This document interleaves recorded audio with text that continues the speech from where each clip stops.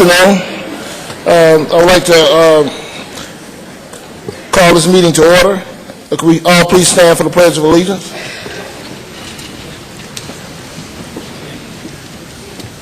I pledge allegiance to the flag of the United States of America and to the republic for which it stands, one nation, under God, indivisible, with liberty and justice for all.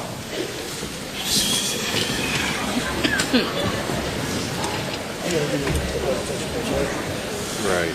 Okay. Just before we answer the public comment cards that we have, I'm going to turn it over to Superintendent John Rogers. He's going to give you a presentation on the history and basically how we got to where we are now.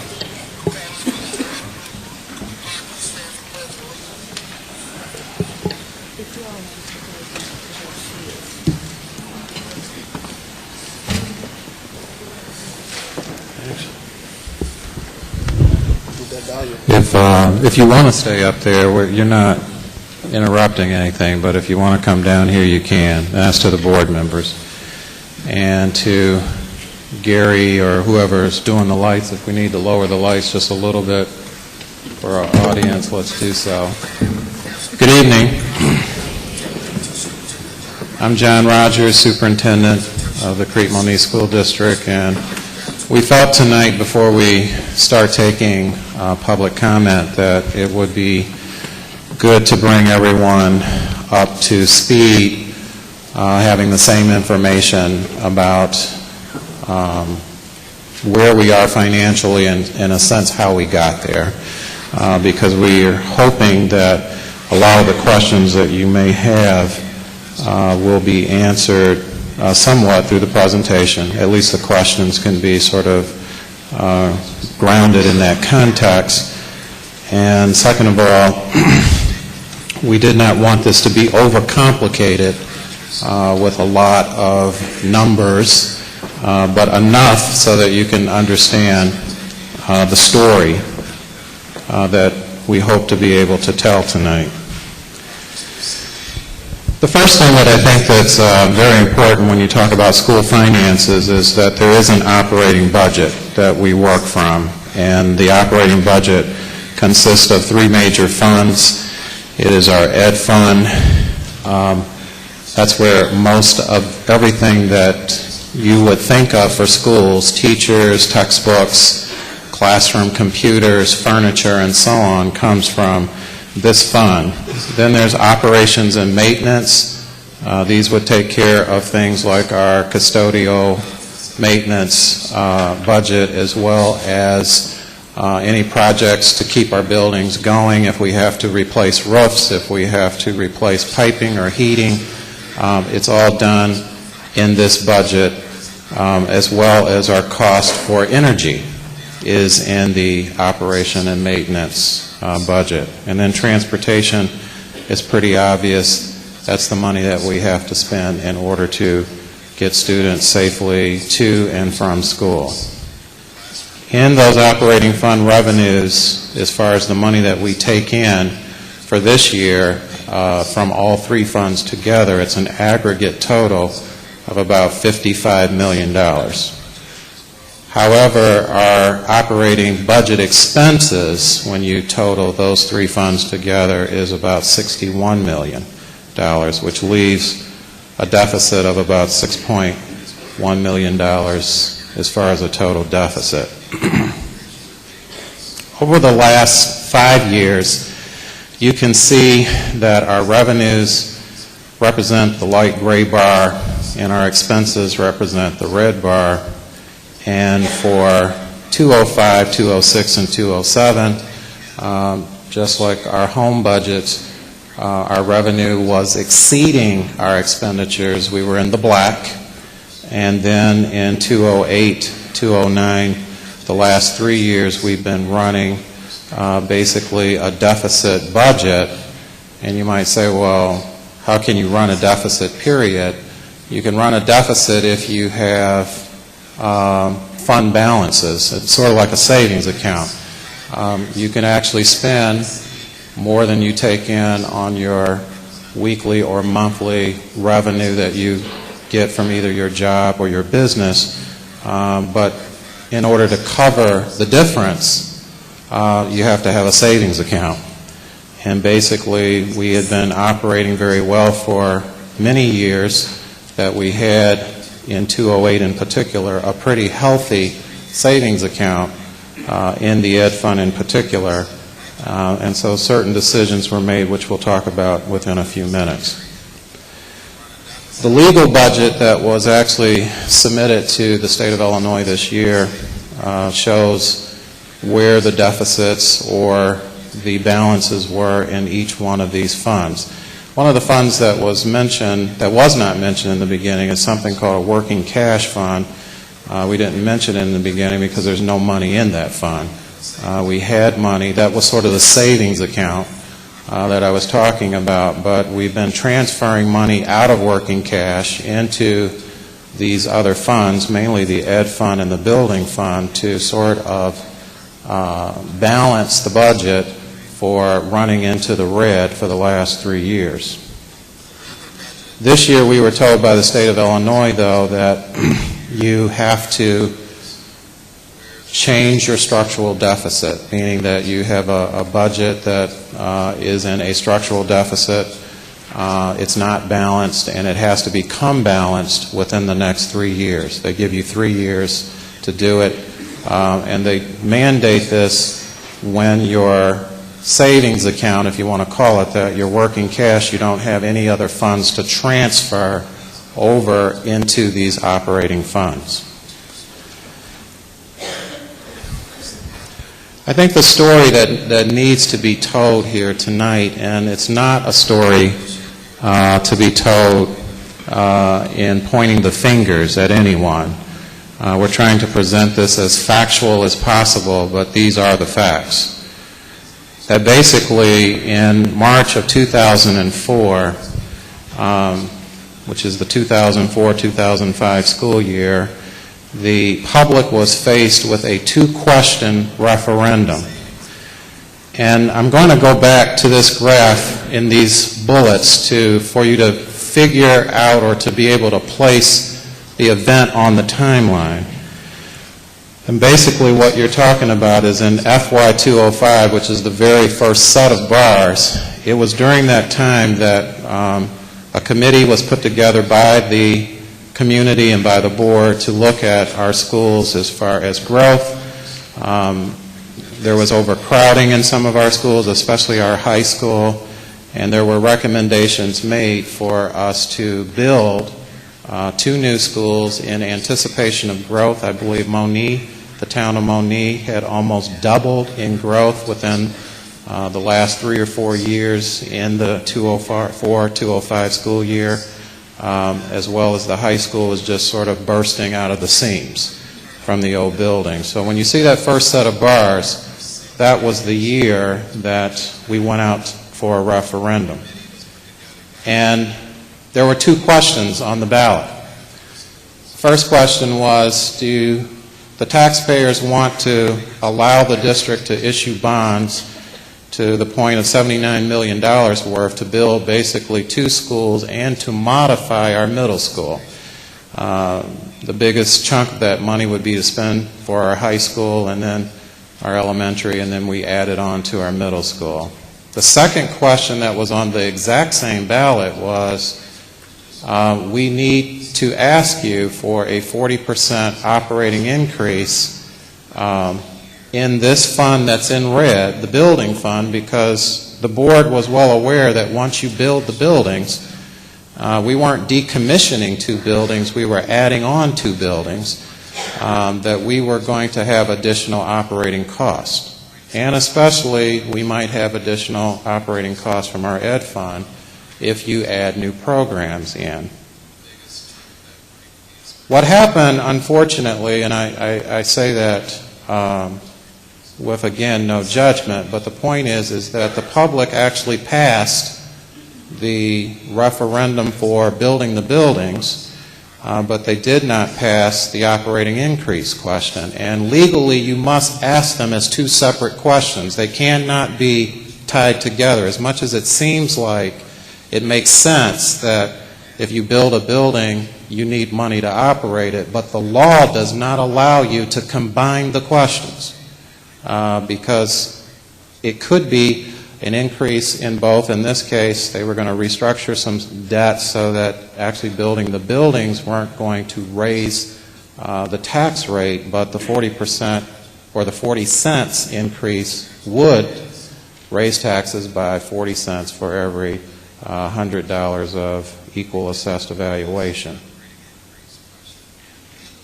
We lost that, and the statement or the position of the board back then was, well, the buildings aren't going to actually come online until, at least the first one, until the following year, which is the second set of bars. And they figured, we'll ask the public again before that building comes online and try to make the case that we need the operating increase in order to not only operate the buildings, but to put the kind of programs that we want to put into the buildings. I remember the exact quote of the superintendent at that time was, well, they told us no now because we don't need the money right now. The building isn't built yet. The kids aren't in the building. We haven't actually purchased the programs yet. Let's wait until we get closer. Let's go out to the public again and hope that they will pass the operating increase. They did it relatively soon. It was in the same calendar year. In November 2004, there was only one question on the ballot, just this one, and it was, will you be willing to allow the school board to exercise a tax of now only 33 cents, we've even lowered it because of different estimations, to have enough operating money, revenue, to run these buildings once they come online. And again, it was voted down. So we're in a situation of, do you still build the buildings? And there was, the feeling was there was absolutely too much momentum around a community committee that felt very strongly about the fact of overcrowding. The fact that if anyone walks into our old high school now, not that it's not appropriate for the students that are there, but to be real honest with you, if you walk through that school now, I don't even see how we had kids in that building that is as large as our students now, as far as how we fit all of those students in that very small building. So it was the idea that we wanted to pursue still building the building, and if we had to take any excess operating expense out of our fund balances if we had to. And so in 2006, we built Monee as far as it was actually started right away from the referendum. The school building was built and it opened in 2006. That is the same year that we had almost a $15 million aggregate fund balance. The exact same year that Monee was open, we had $15 million, in a sense, in savings that we could take from. And so the board decided to make some decisions, and that was, it cost a lot of money and labor, because I know one of the questions that might be asked tonight, well, why didn't you just keep asking? And I think what you need to understand that in 2004 of November, when we looked at the committee who was working with us, which was a lot of parents, a lot of community members, and a lot of our staff, they basically said, we are tired. I think that the public, or they said, we think that the public has spoken. And for whatever reason, they aren't equating the two as far as the new buildings and the operating expenses. So what the board decided to do is to take some time and spend down some of the fund balances, but they were very clear about when they did this, very public about it. When they restored programs, they said, we're taking it out of fund balances, and one day, this day is going to come where we won't have fund balances, and we're either going to have to go out for a referendum, or we're going to have to bring the programs back. That was said many, many times in the public.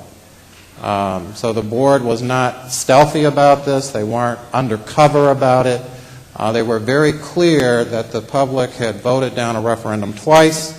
They decided to spend out of this $14.9 million, but they were very clear that when that money was gone, they were going to either go out for a referendum or they were going to have to take programs back.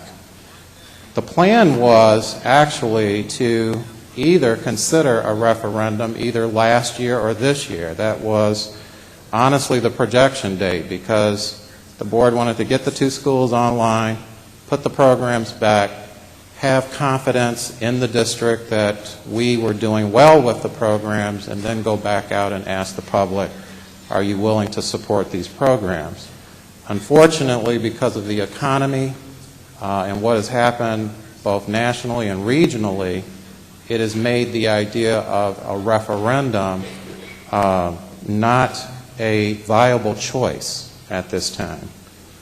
So if we go to August 2007, not only did we open up the high school, but we also restored $2.3 million worth of programs that had been cut as far as electives from a previous superintendent, previous board.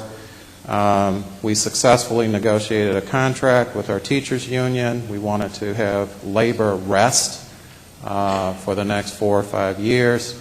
And also in 2008, 2009, we restored programs back to our middle school and negotiated another contract with our paraprofessional association.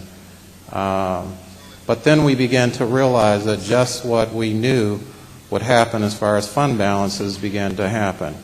Keep in mind 2007, August of 2007, going back to this graph.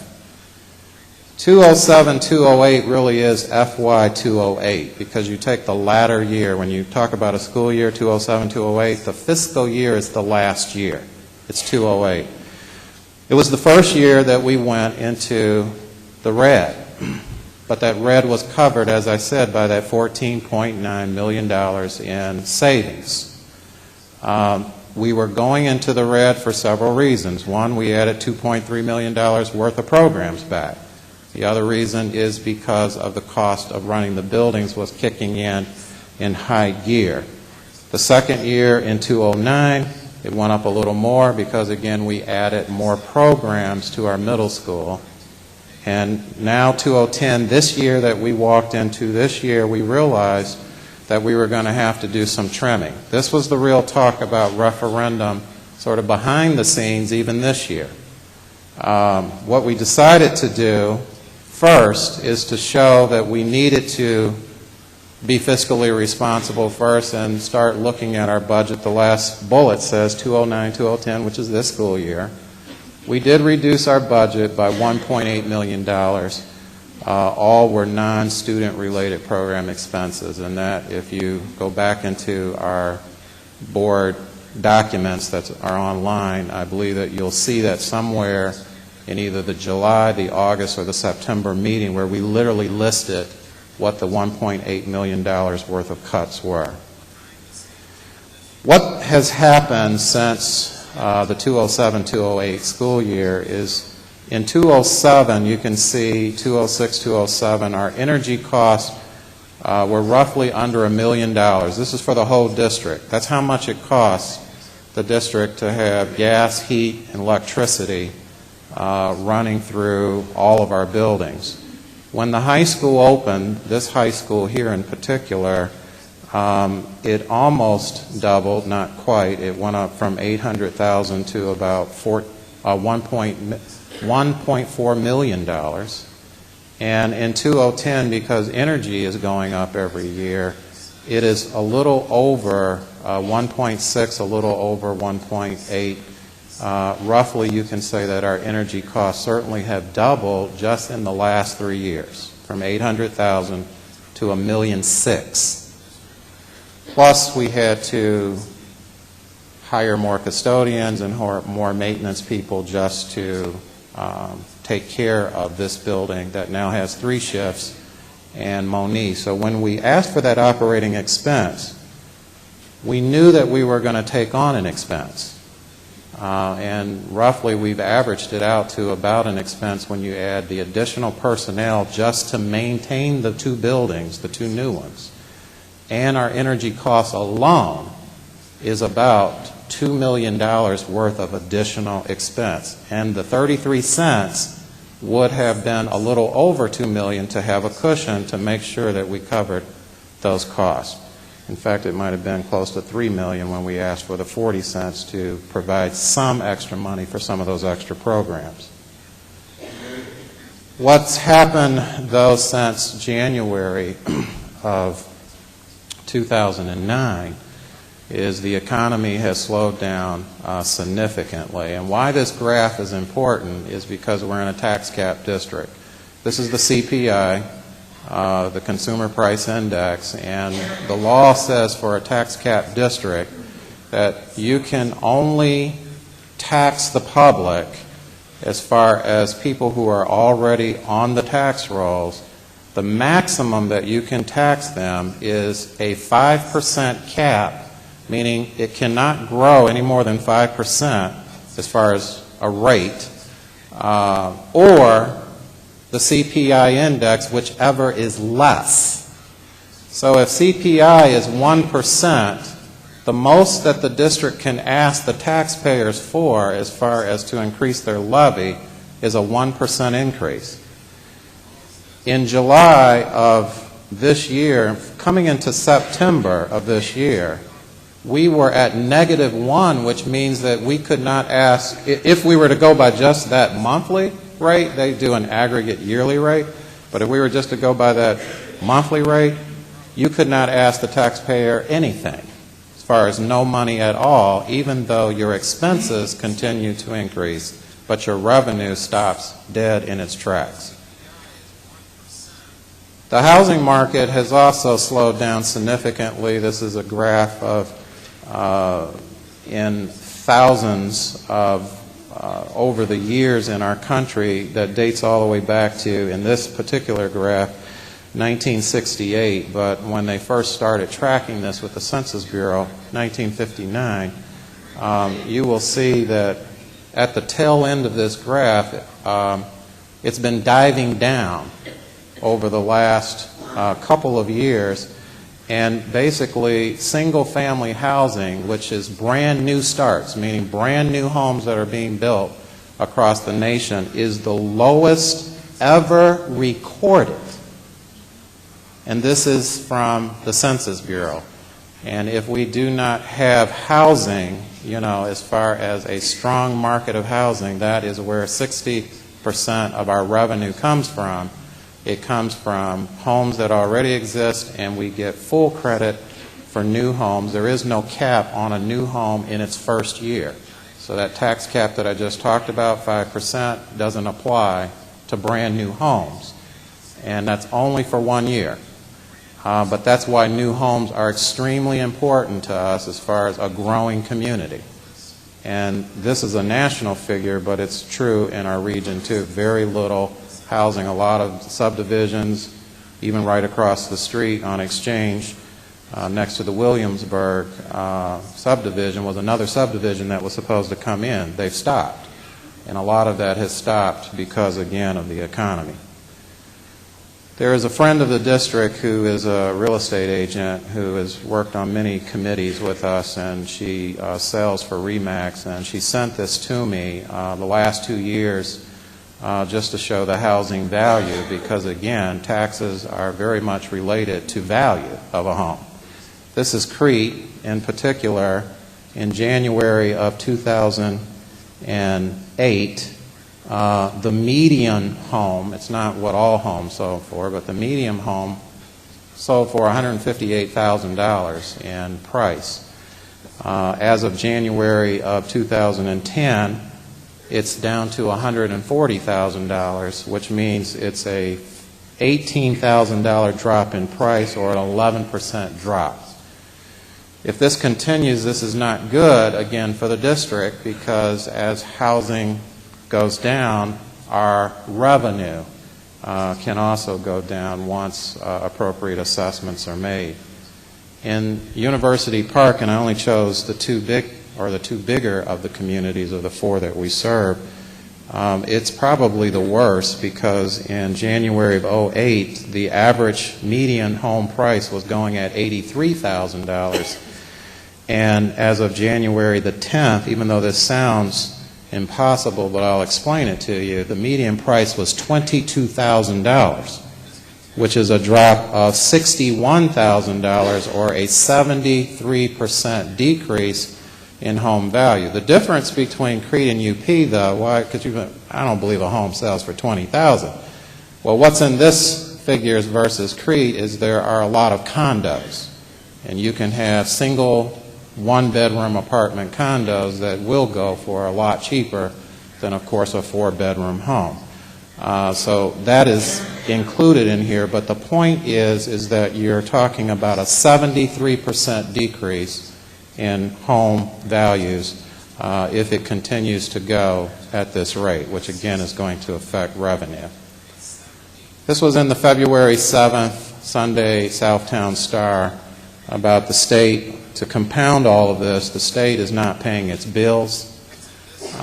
There's a lot of districts across the state of Illinois, just not in the south suburbs, but I talked to this reporter in particular, and just in the Southland schools, the the state of Illinois owes the Southland schools over $24 million in back payments. There are certain programs that we have not received one dime for this year, even though we budgeted for them, and again, we're taking this money out of whatever fund balances that we have.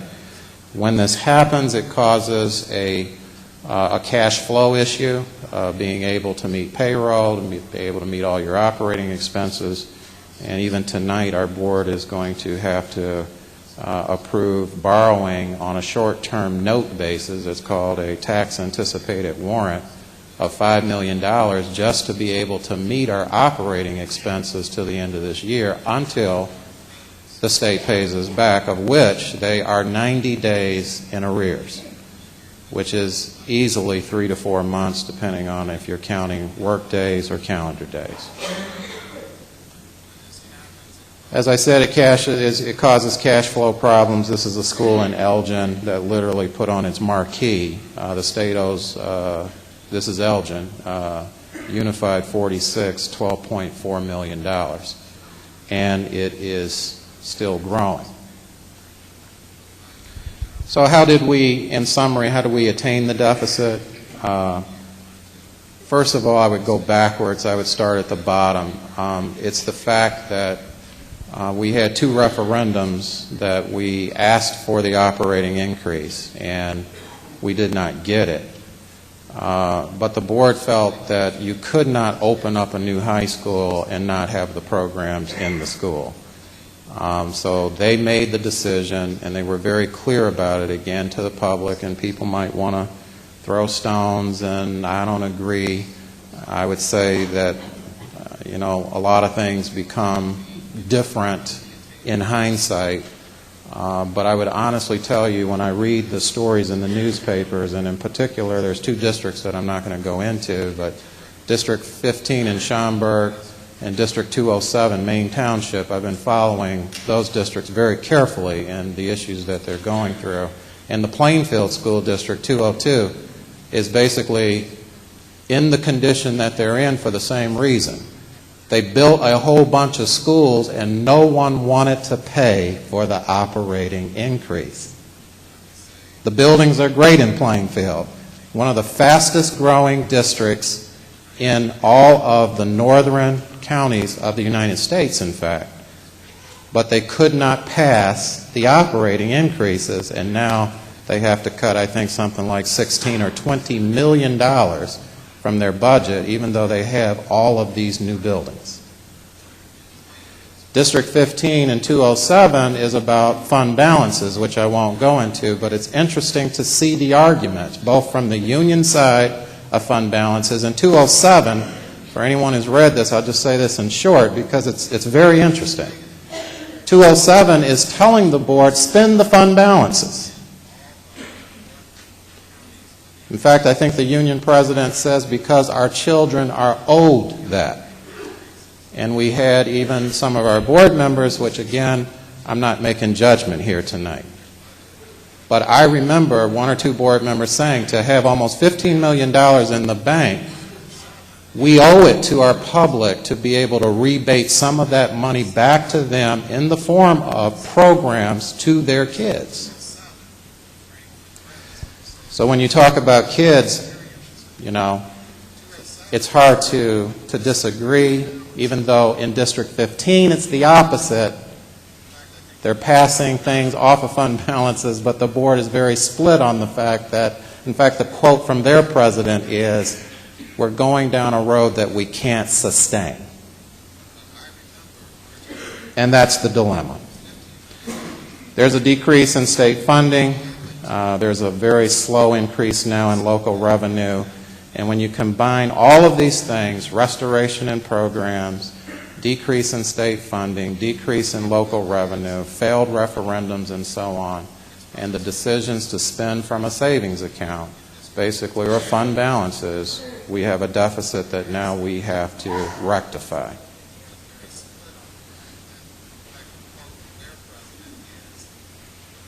We have attempted to solve this by putting in place a 3-year budget reduction plan, which starts this year, where we just simply have to reduce our budget minimally by $3.6 million. That's the minimum.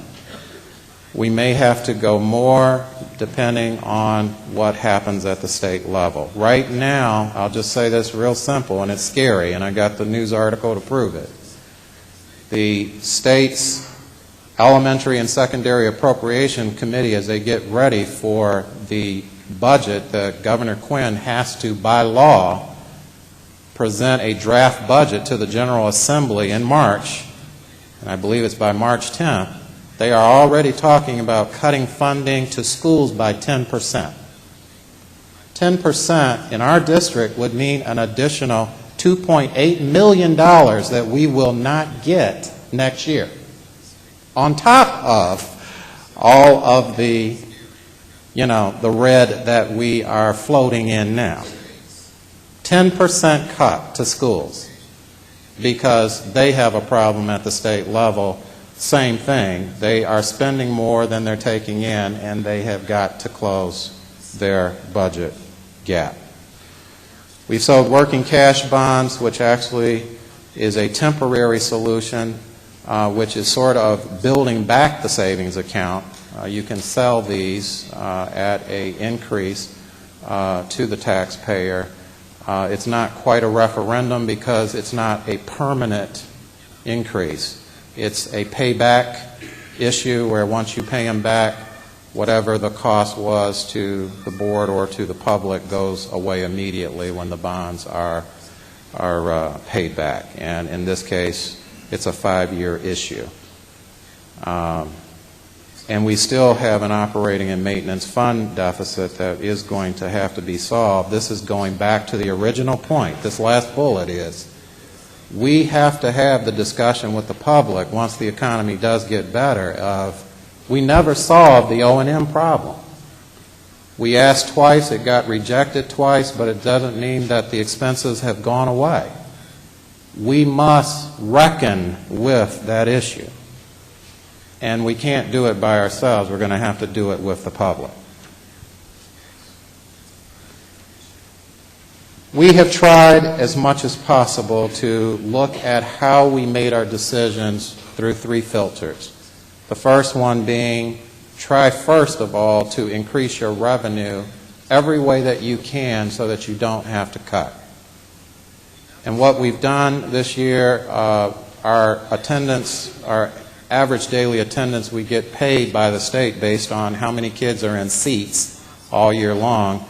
And it's been at 92%, and we felt that we can do better than that. Already, our last projection from our business manager is that we're up to 95, and that's pretty good considering H1N1 and all of the flu viruses that have gone around. For every percent that we go up, we gain an extra $250,000, which means if we stay at 95, we will be at basically a $750,000 increase in revenue, but we won't see that until next year.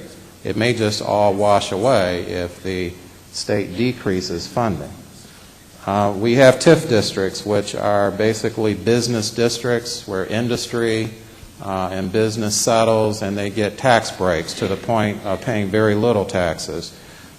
This is just a vehicle or a convention that is made to bring businesses in and hopefully to provide employment to communities and infrastructure to communities. And we have a very big one that may be dissolving in December of this year that could add possibly another $1.4 million into revenue, but there's some legal issues that are going on there where we may not see that happen for another year or two out. And again, I don't want to give you all the details tonight, but that's a possibility. CenterPoint, those residents in Crete certainly have heard of the CenterPoint intermodal development. There's a legal issue as to why they haven't broken ground yet. It's long, it's complicated, it has to do with getting water to the facility grounds and certain utilities. There's some issues, and until they solve those legally, but once that comes online, that may be some additional revenue for us, and we're working with our villages in any way that we can. The Coles Town Center hasn't realized its full revenue impact. Once it's built out, we're constantly looking for grants. We've raised $10 million in working cash, and we continue to work with our neighboring village officials in helping them to achieve their economic growth and expansion plans. We have reduced costs in operational services. Supplies, part-time temporary employment. We've put on a hiring freeze for all non-critical positions. We have consolidated workloads, and we have unfortunately had to let non-union people go where we felt we could combine work. We have put in cost control measures such as limiting overtime. We have reduced non-contractual, at least it's up for discussion, non-contractual benefit costs, so for what benefits we're paying our employees, to reduce those if they are not under a collective bargaining agreement. We saved over $200,000 by changing our liability insurance vendor this year, which also at the same time, believe it or not, reduced our attorney fees because a lot of liability issues become legal issues, and this particular insurance company can handle some of or a lot of the legal cases for us rather than our own attorney. We did look at trying to renegotiate contracts with our employees that were under collective bargaining agreements. We're looking at paperless solutions. We have an energy conservation policy in order to reduce our energy costs. We have always looked at competitive bidding and purchasing process. We're considering debt restructuring when it is appropriate and legal, and we're exploring early retirement options for some of our employees if we can offer things to get some of our higher paid employees to consider retirement and bring in younger employees that are less expensive. This is done in the private world. We've done all these things to the tune of almost probably $2.5 million worth of savings.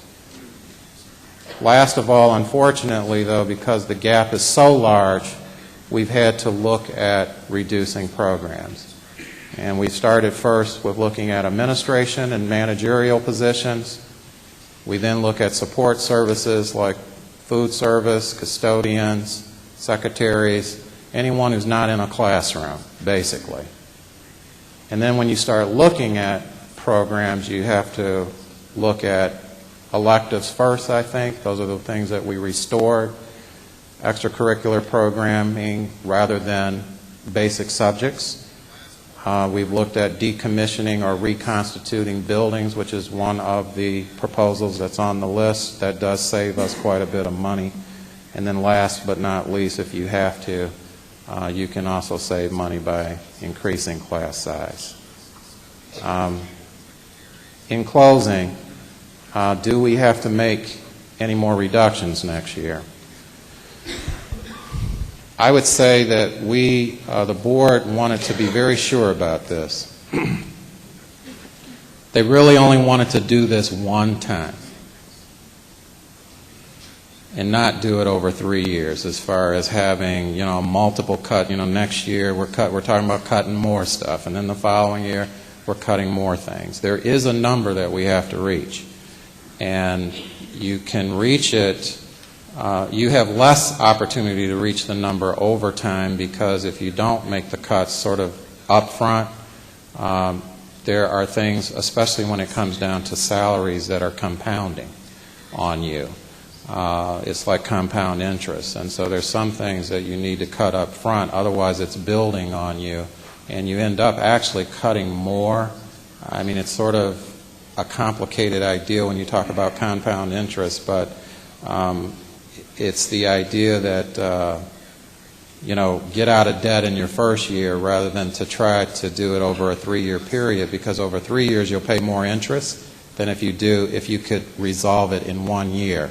So think about the credit card analogy is, if I can pay my credit card off, or my debt, whatever it is, if I can pay it in 1 year, I save all the interest that builds in trying to do it over a longer period of time. And the board felt we needed to try to make this one time and one time only, so that we don't have the drama, the hurt, the pain, the anguish of doing this for 3 years in a row. And again, that can be argued. People, I just don't disagree. I disagree. And that's what tonight is all about, to listen to those comments. But that was the position that the board did decide to take.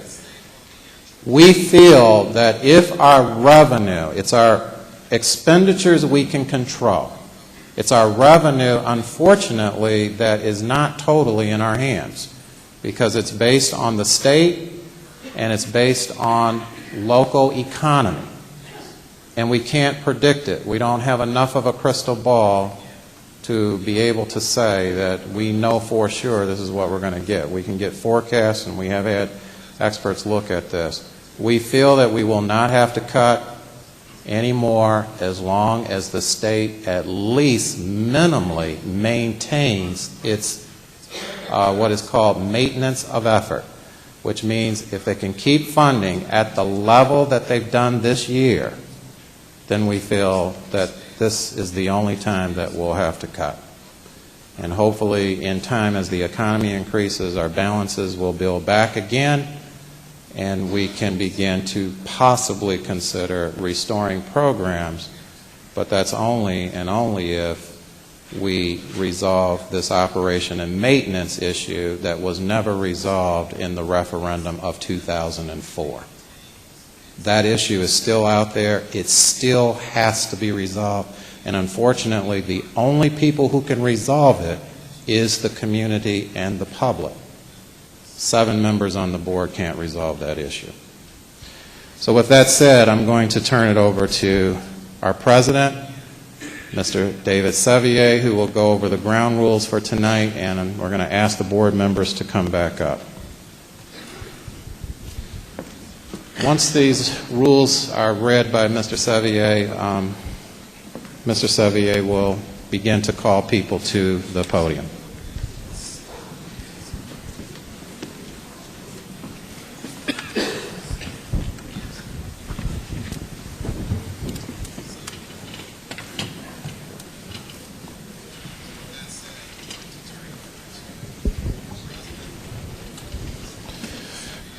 As in all cases, we want to make sure that we be respectful of one another. We're not trying to have a debate here. We're not trying to point fingers. We're trying to hear your concerns and hope that they can help us make the type of decisions that we do need to make. Comment cards must be completed. Please print with name and contact information in order to publicly address the Board of Education.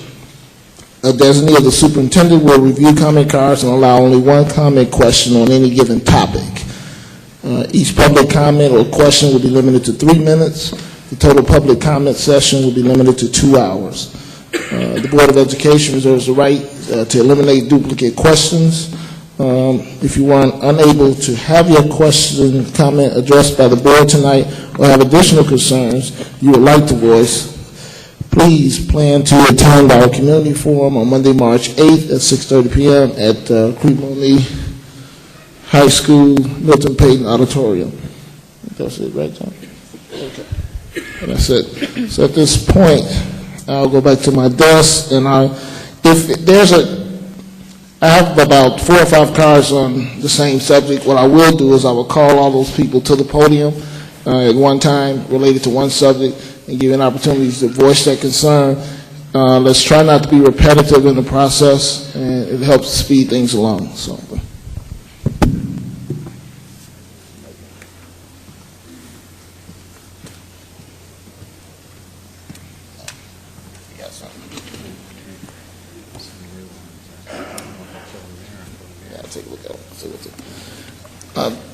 Things that are related to the educational process, we probably will turn over to the superintendent. Things related to finances from that standpoint, we would give Mr. Heisel a crack at it. From the standpoint of general questions, me and Mark Rose and the rest of the board members will try to address that for you. It's not that board members cannot tune in or dial in on any question that they want to. We just want to try to make sure that we hear you clearly and give you the best possible answer from that standpoint. So I want to open up with Mr. Tom Verbeck. Yeah, Mr. Verbeck.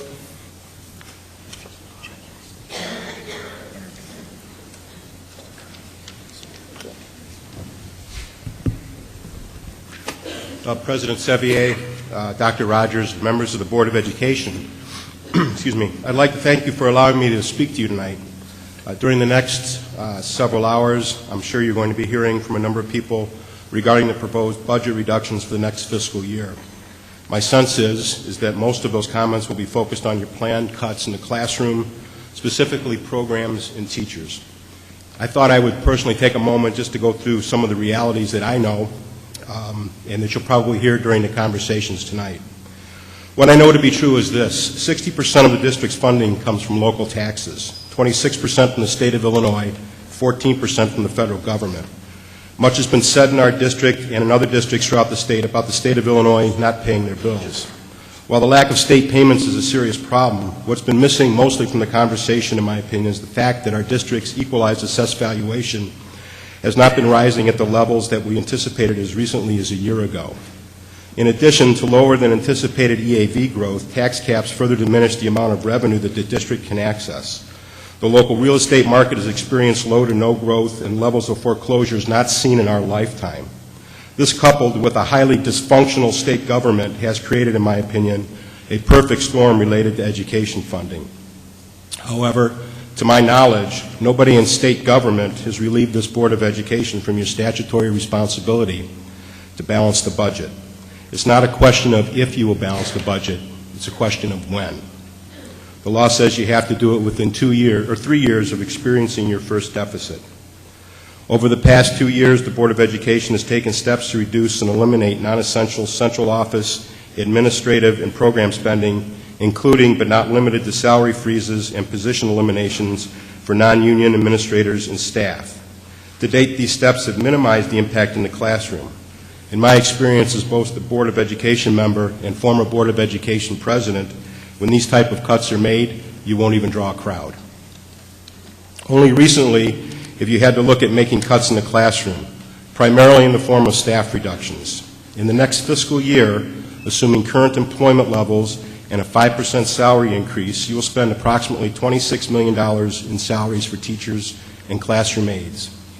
It is my understanding that the two bargaining units, the CMEA and ACME, were asked to consider a salary freeze to both help minimize the number of positions that would need to be eliminated and to help balance the budget for the next fiscal year. By my calculations, this freeze would have saved the district approximately $1.3 million in the next fiscal year. It's also my understanding that the unions opted not to take a freeze.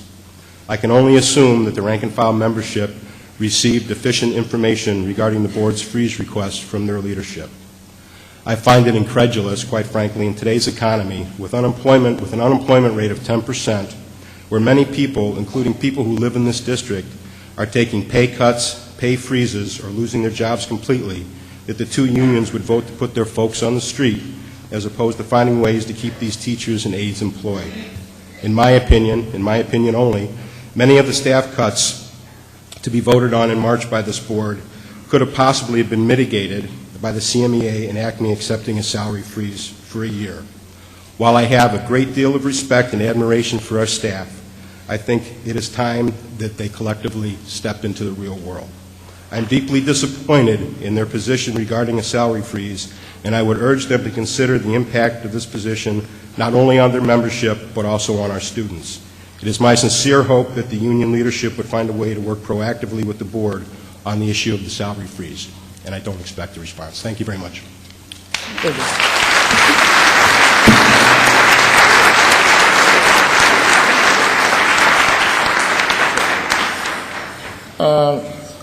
This is related to Talala Elementary, so I'd like to call Margaret Harris, Margaret McDonald, Beth Turek, Joe, Janusie,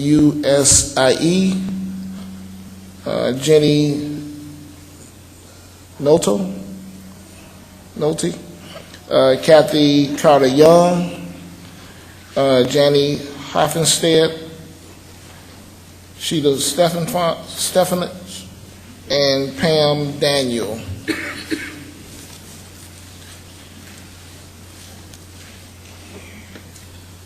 All of these were related to concern about, I'm sorry, ooh, you're going to get me wrong. I'm sorry, Margaret Harris, yours was on ban. Let's set up. Margaret McDonald, you was on ban.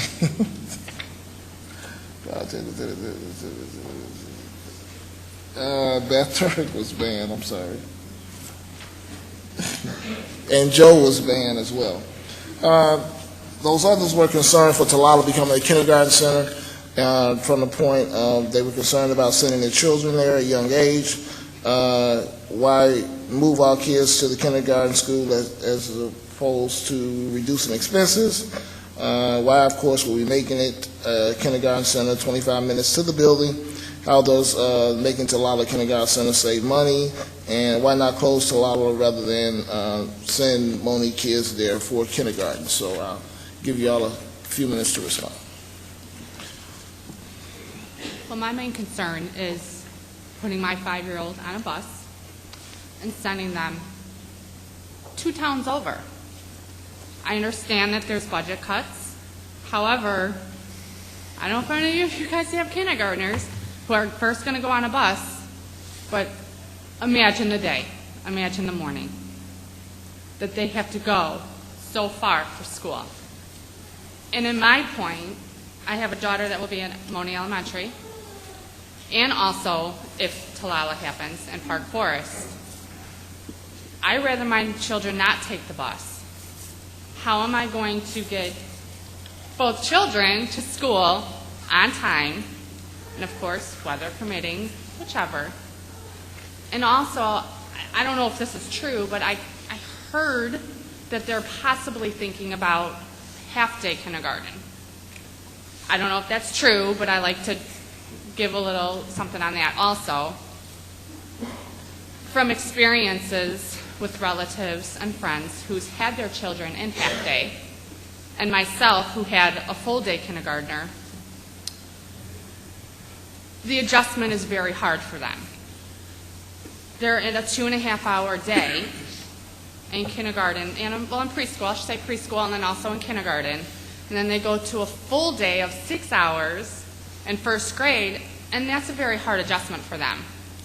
So I would like to suggest, if you do decide to do a half-day kindergarten, and strictly a half-day kindergarten, that maybe we can make it a 4-hour day. If we're going to have this all-one kindergarten center, and it's strictly going to be kindergartners, I would like to see them go 4 days opposed to a 2.5-hour day. It's kindergarten. That is the most important grade the most important grade. And that's where they learn their basics. Okay. And I just think we need to think about the kids. I think the whole thing is about the kids, not about a paycheck, strictly about the children. All right. Thank you. Thank you. Next thing.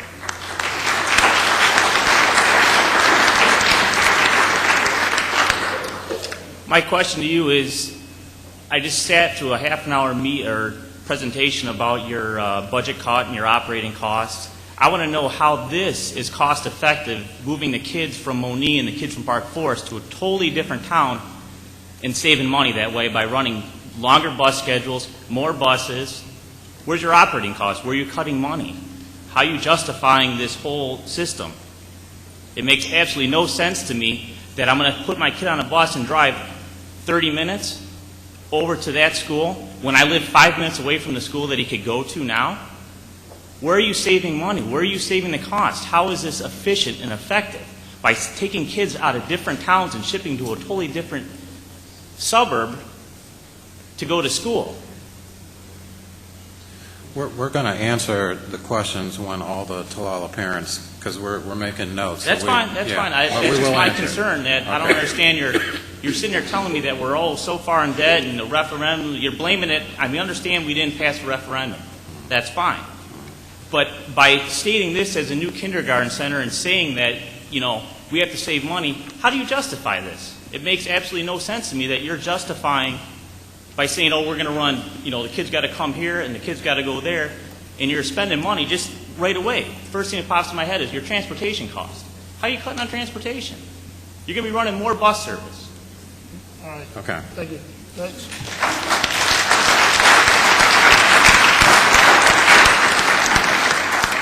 I'm fortunate enough, my youngest is in kindergarten at Monee. If this had happened last year, he would not go to Talala. I would not put him on a bus. I don't believe in homeschooling, I'm not for that, but I would homeschool him before I sent him on a bus. It is hard enough with young ones having one in one school and then in another, as she explained. I did that one year. I had him in 3 different schools in the district. I live in Monee. We built in Monee. We have a new elementary school in Monee for elementary. Why would I send him to Talala and Park Forest and pay Monee taxes if I'm going to send him to another town?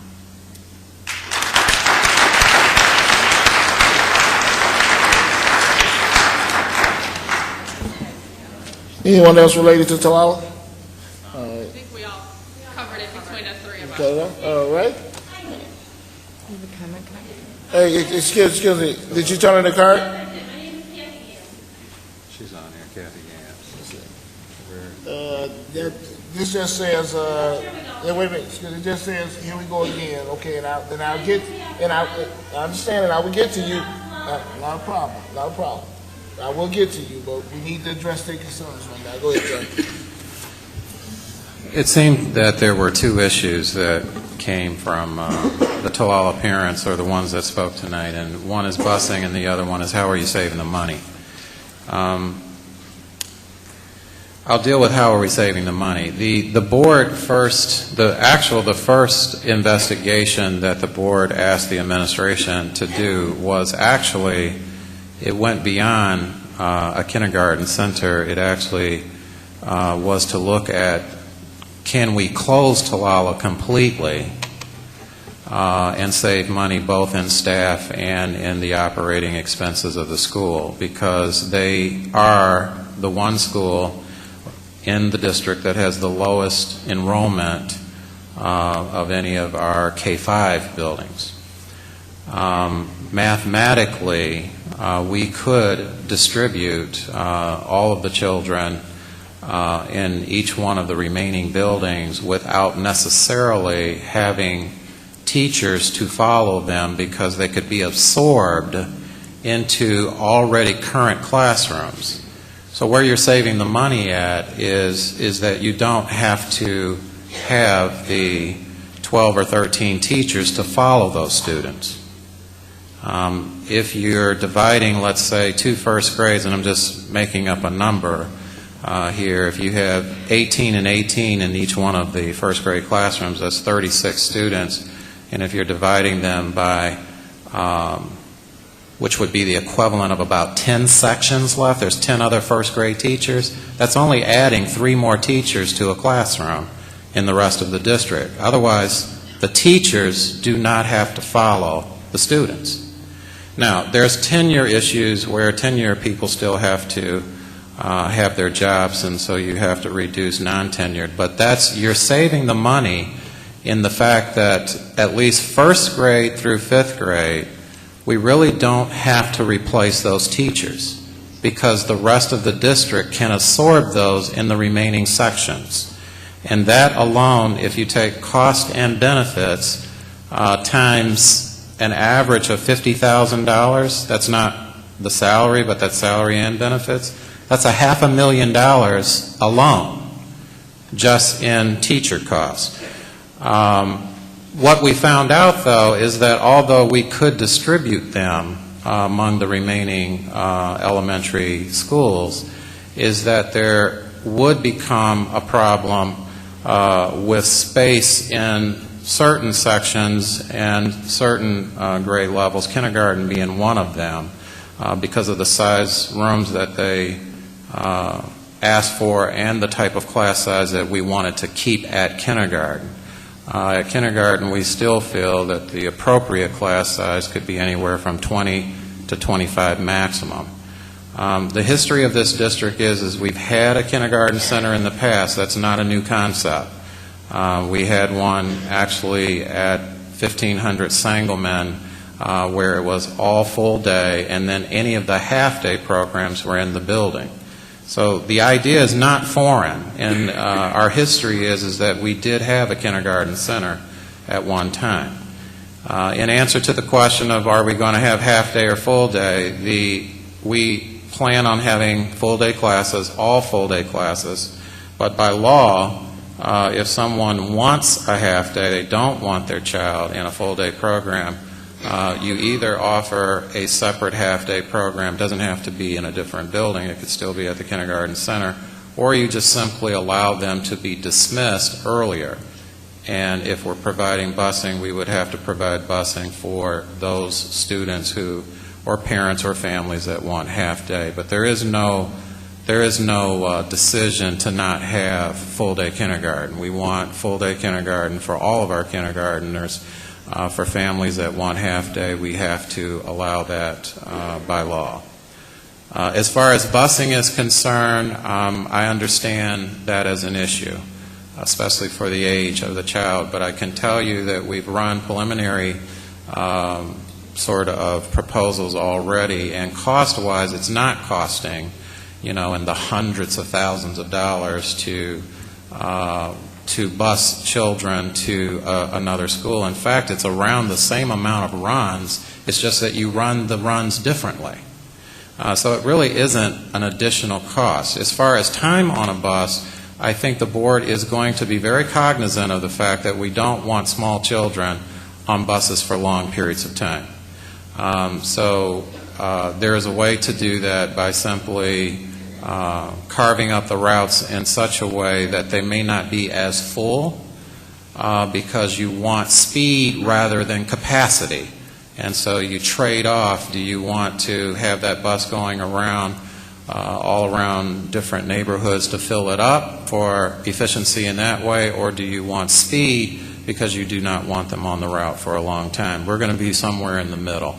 I think the main thing is that we think that we can accomplish this by not having them on the bus for a long time. We're not going to incur a lot of transportation costs, and we're not getting rid of all-day kindergarten. And how we save the money, we're saving $500,000 by not having all of the people who are staffed at Talala follow their kids. Unfortunately, people are going to lose their jobs because we can put those children in other sections in the district without hiring an extra teacher. Okay, I have 3 Talala questions. Marilyn Davis, are you here? Did we address your issues? Marilyn Davis? Okay. Debbie Casario, did we address your issues related to Talala? Okay. And Ms. Gans, Kathy Gars? Okay, thanks.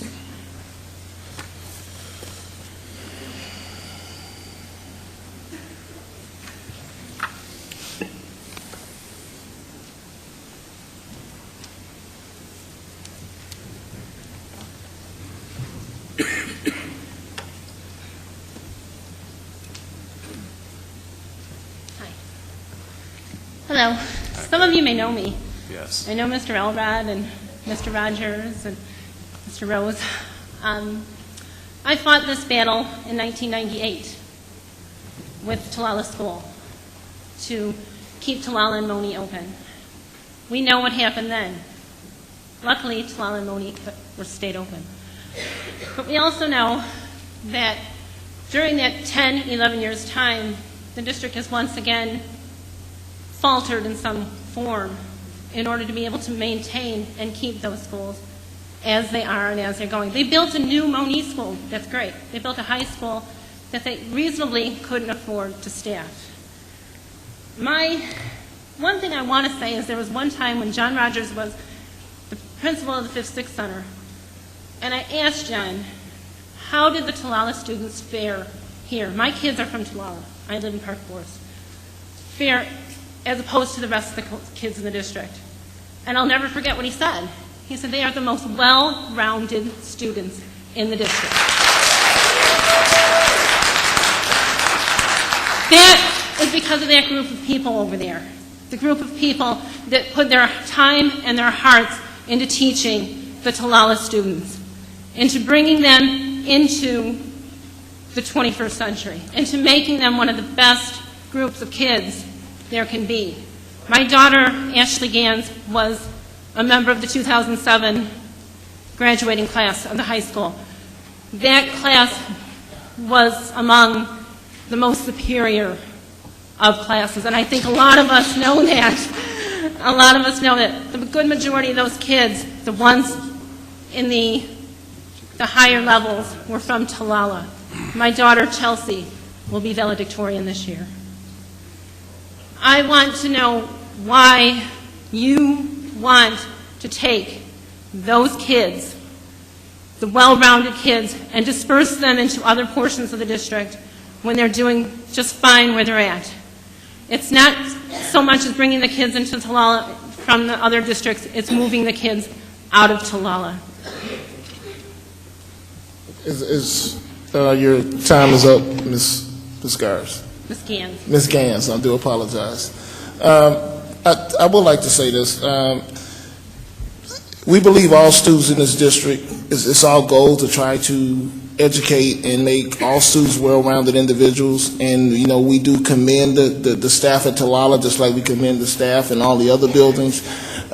These are tough decisions that we have to make, and we have to do what's in the best interest for the district overall. Believe me, it is not my personal desire to close any building whatsoever. I wish we can keep them all open. I wish we could truly have the dollars to keep everybody in this district employed. But we're at a point at a crossroad where we have to make some decisions, and we are trying to get your feedback to assist us in making those decisions. These are tough decisions. And we're not slighting any teacher out there. We're not slighting any student out there. We value every employee in this district that we have, just like we value every student that we have. So please, as much as we would like to make this personal, we can't. We really can't. And it does affect us on this board. Some of us do have children in this district as well. But we have to make the decisions that are in the best interest for the district as a whole. Can I say one more thing? I do have to say that I agree that it's a community effort. When we fought the fight in 1998, everybody stepped up to the plate. Every person you can imagine came out of the woodwork. Don't stop. Look into their finances. Look into everything that you think that you can do to make this a better district. If that means passing the referendum, that's what that means. But also remember that you can do it. We did it. We started the Business Education Partnership. We started the foundation. We did a lot of things back in 1998 that I am still proud of today. And I don't want to see the district go down because the community doesn't want to support it. So help them where you can. Thank you.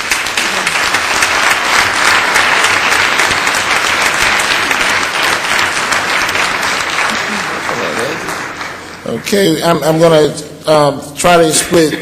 We have so many band and music. I'm going to try to split band up into one group and music into another. So I'm going to call the band. Okay, did you turn your card in? Okay, when I promise you I'll get back to you before you leave today. I'm trying. All right, no problem. I have these are band. I have Ruth Redmond, Sarah Brazy, Mary Beth GANNUSCIO. I have Beth Turek. I have Margaret McDonald. I have Margaret Harris and Mary Ann Rose. Just come to the mic, please. Did I forget anybody else? I got Joe. Calling you back, Joe. And Walt SKOCZ. Is that correct?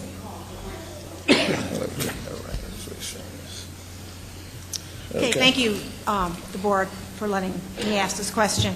I did receive the letter in the mail from all of you stating all of the proposed cuts, and I note that in the letter it did say that the decisions made to eliminate these possibly would be not made until March.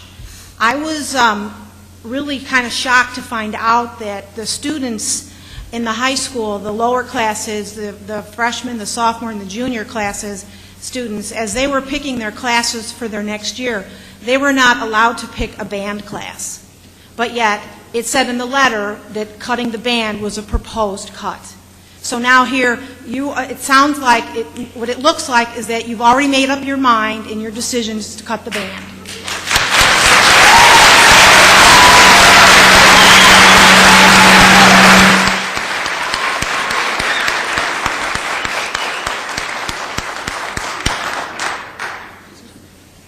That's the end of my question. Okay, next person. We will address it at the end. Mine is the same question as Beth's. If the final decisions regarding next year's budget cuts have not yet been made, why were students denied the opportunity to sign up for band?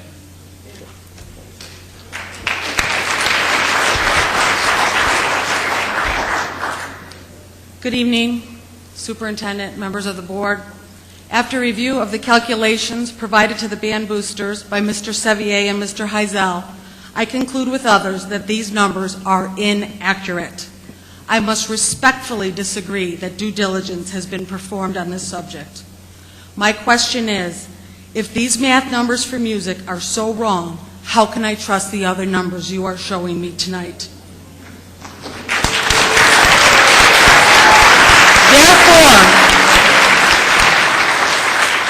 Therefore, I am considering filing a tax objection with the Circuit Court of Will County. I am requesting the numbers for the music departments get recalculated before band is cut, and I am very discouraged with a board that is pitting the instrumental music against the choral music. Thank you for your time and consideration.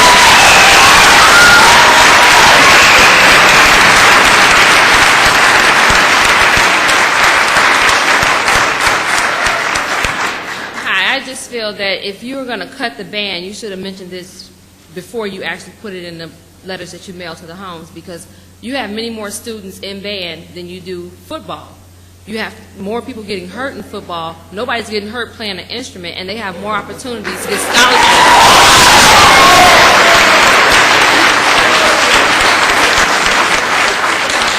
It is understood that budget cuts must be made, but I ask that why the entire 5 through 12 band program must be eliminated. Has the board considered just cutting within the program? Just a few years ago, we had only 2 band directors in the district. Might we resort back to that? We could eliminate the marching band director's assistants. We could eliminate pep band at the middle school and high school. We could eliminate the orchestral club. The Crete Monee band boosters could be asked to assist in picking up the cost of instruments and other supplies. I just ask that you consider these and other options before eliminating the entire program.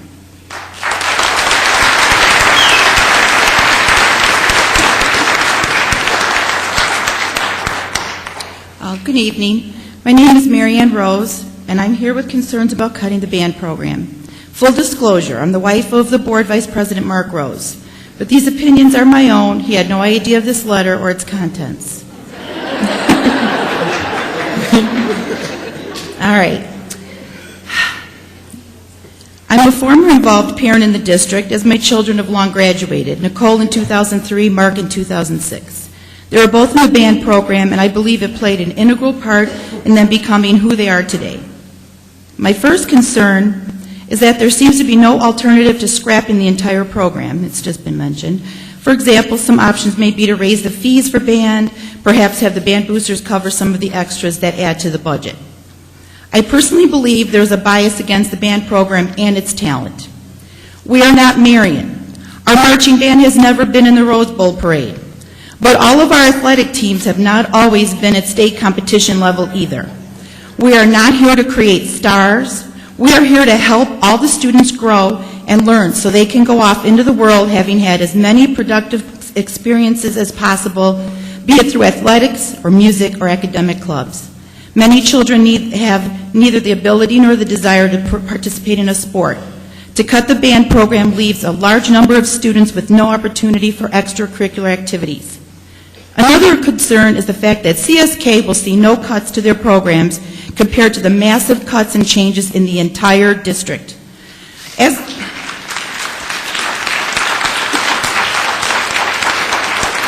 a result, a general music teacher is counted as a choral music instructor. This technicality adds many hundreds of students to the choral music program, where there should be 150 or so. Therefore, the per student cost of the budget is quite skewed.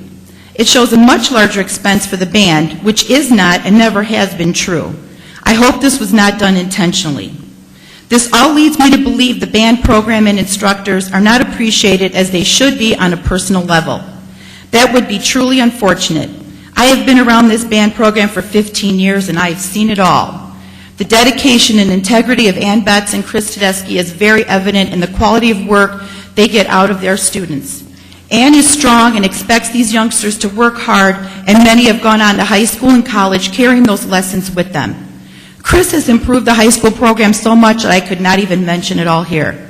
When I met him, he was cleaning, organizing, and planning huge changes to the program, and that was on his first day at the high school. He was, as he is today, full of ideas and exuberance, which is evident in the performances and football games I've attended. The marching has been a joy to watch. He has brought back color guard, and the drum majors are fantastic to behold. I'm appalled at the thought of losing this unique and talented individual, as I'm sure students are, because this administration could not work harder to come up with a plan to save this important, beloved program.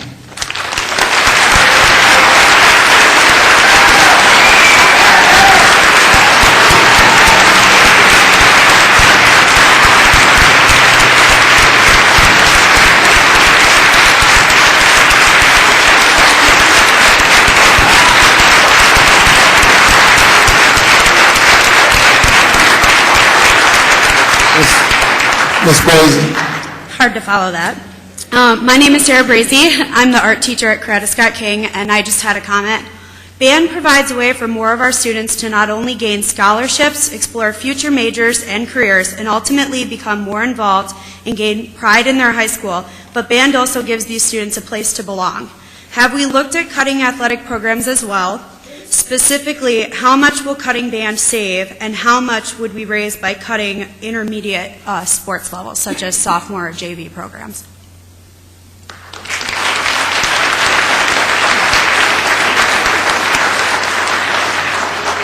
It's extremely hard to follow what everybody has said. A lot of what they said is what I had to say, so I'll try and find what they haven't said yet. I'm a 2005 graduate of the Crete Monee School District. I participated in band since 5th grade, and I am now a music major at Eastern Illinois University, where 1 year from now...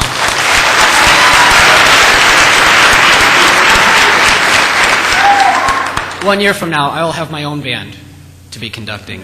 I hope. It is often said that music students are always better learners, score better on tests, but does anybody really know the numbers? And a lot of education is about numbers nowadays, so I have two statistics for you.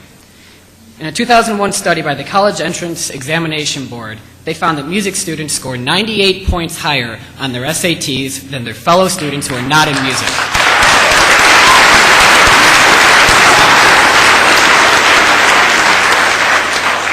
Another study was done that showed somebody studied students who apply for medical school, what majors they come from, and if they're accepted.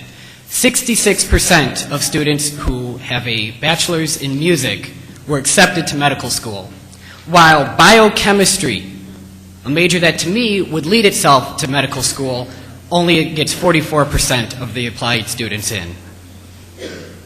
It is sad to me that a student who is a junior this year can go to a university looking at the band program and has to ask the band director if she can still be in band even though she does not have band her senior year. Which, by the way, the answer was yes, absolutely. It is not her fault that she doesn't have band her senior year. She should not be punished.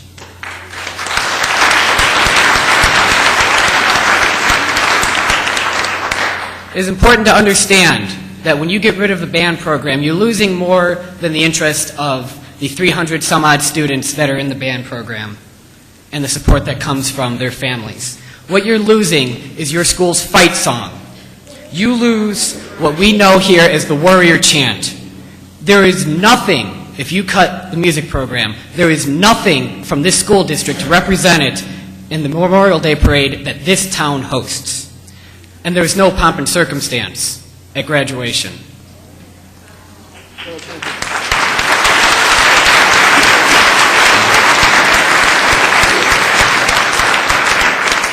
If you decide to cut the band program, I challenge all of you to one task, and that's for 1 week, cut music out of your life. That means no listening to the radio. That means no music in your offices. You can't go grocery shopping because there's music at the store. You can't even watch the 6 o'clock news because there's bumper music before and after every commercial break. I have statistics here that I would like for you all to see at your leisure that has to do with the actual numbers from the Crete Monee Music Department.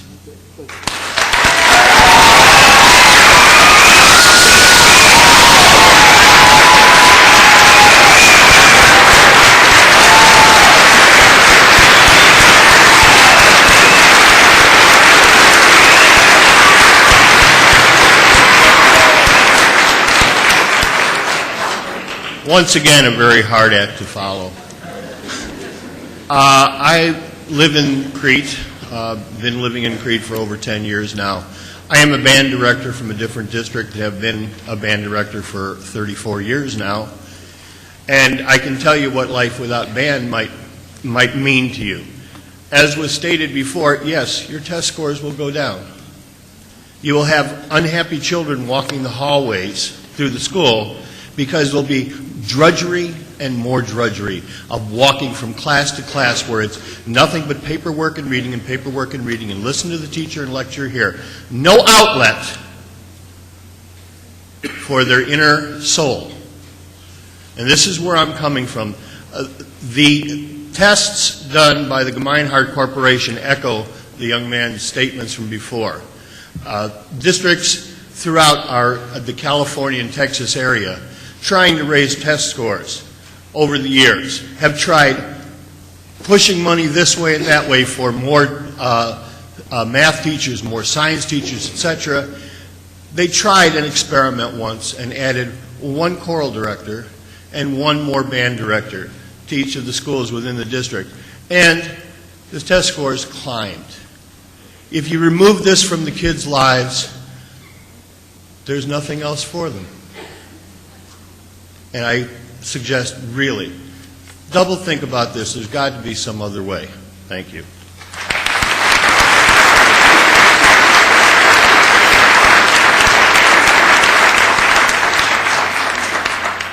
Having students in Coretta Scott King, I was glad to hear that the band program wasn't being eliminated from there. But I wonder, how do you justify having children at Coretta Scott King? I was glad to hear that the band program wasn't being eliminated there, but how do you justify cutting the band program in the rest of the district? I have a junior in high school who's taken band since 5th grade, and Now I'm wondering how would I apply for scholarships for band for him when I need help for him going away to college. I also wanted to know how expensive is the program. I don't know what the cost of the program is for the band program, but I know the parents buy the instruments, so I'm not sure where the expense comes from or what else are we paying for that it makes it so expensive. I noticed that the sports program has not been touched. I don't know if there's a way to reduce the band program or restructure it and somehow include the sports program in that so it can be compensated in some way. Band has proven to be academically beneficial to students, so how do we justify eliminating the entire program? What about reduction or restructuring?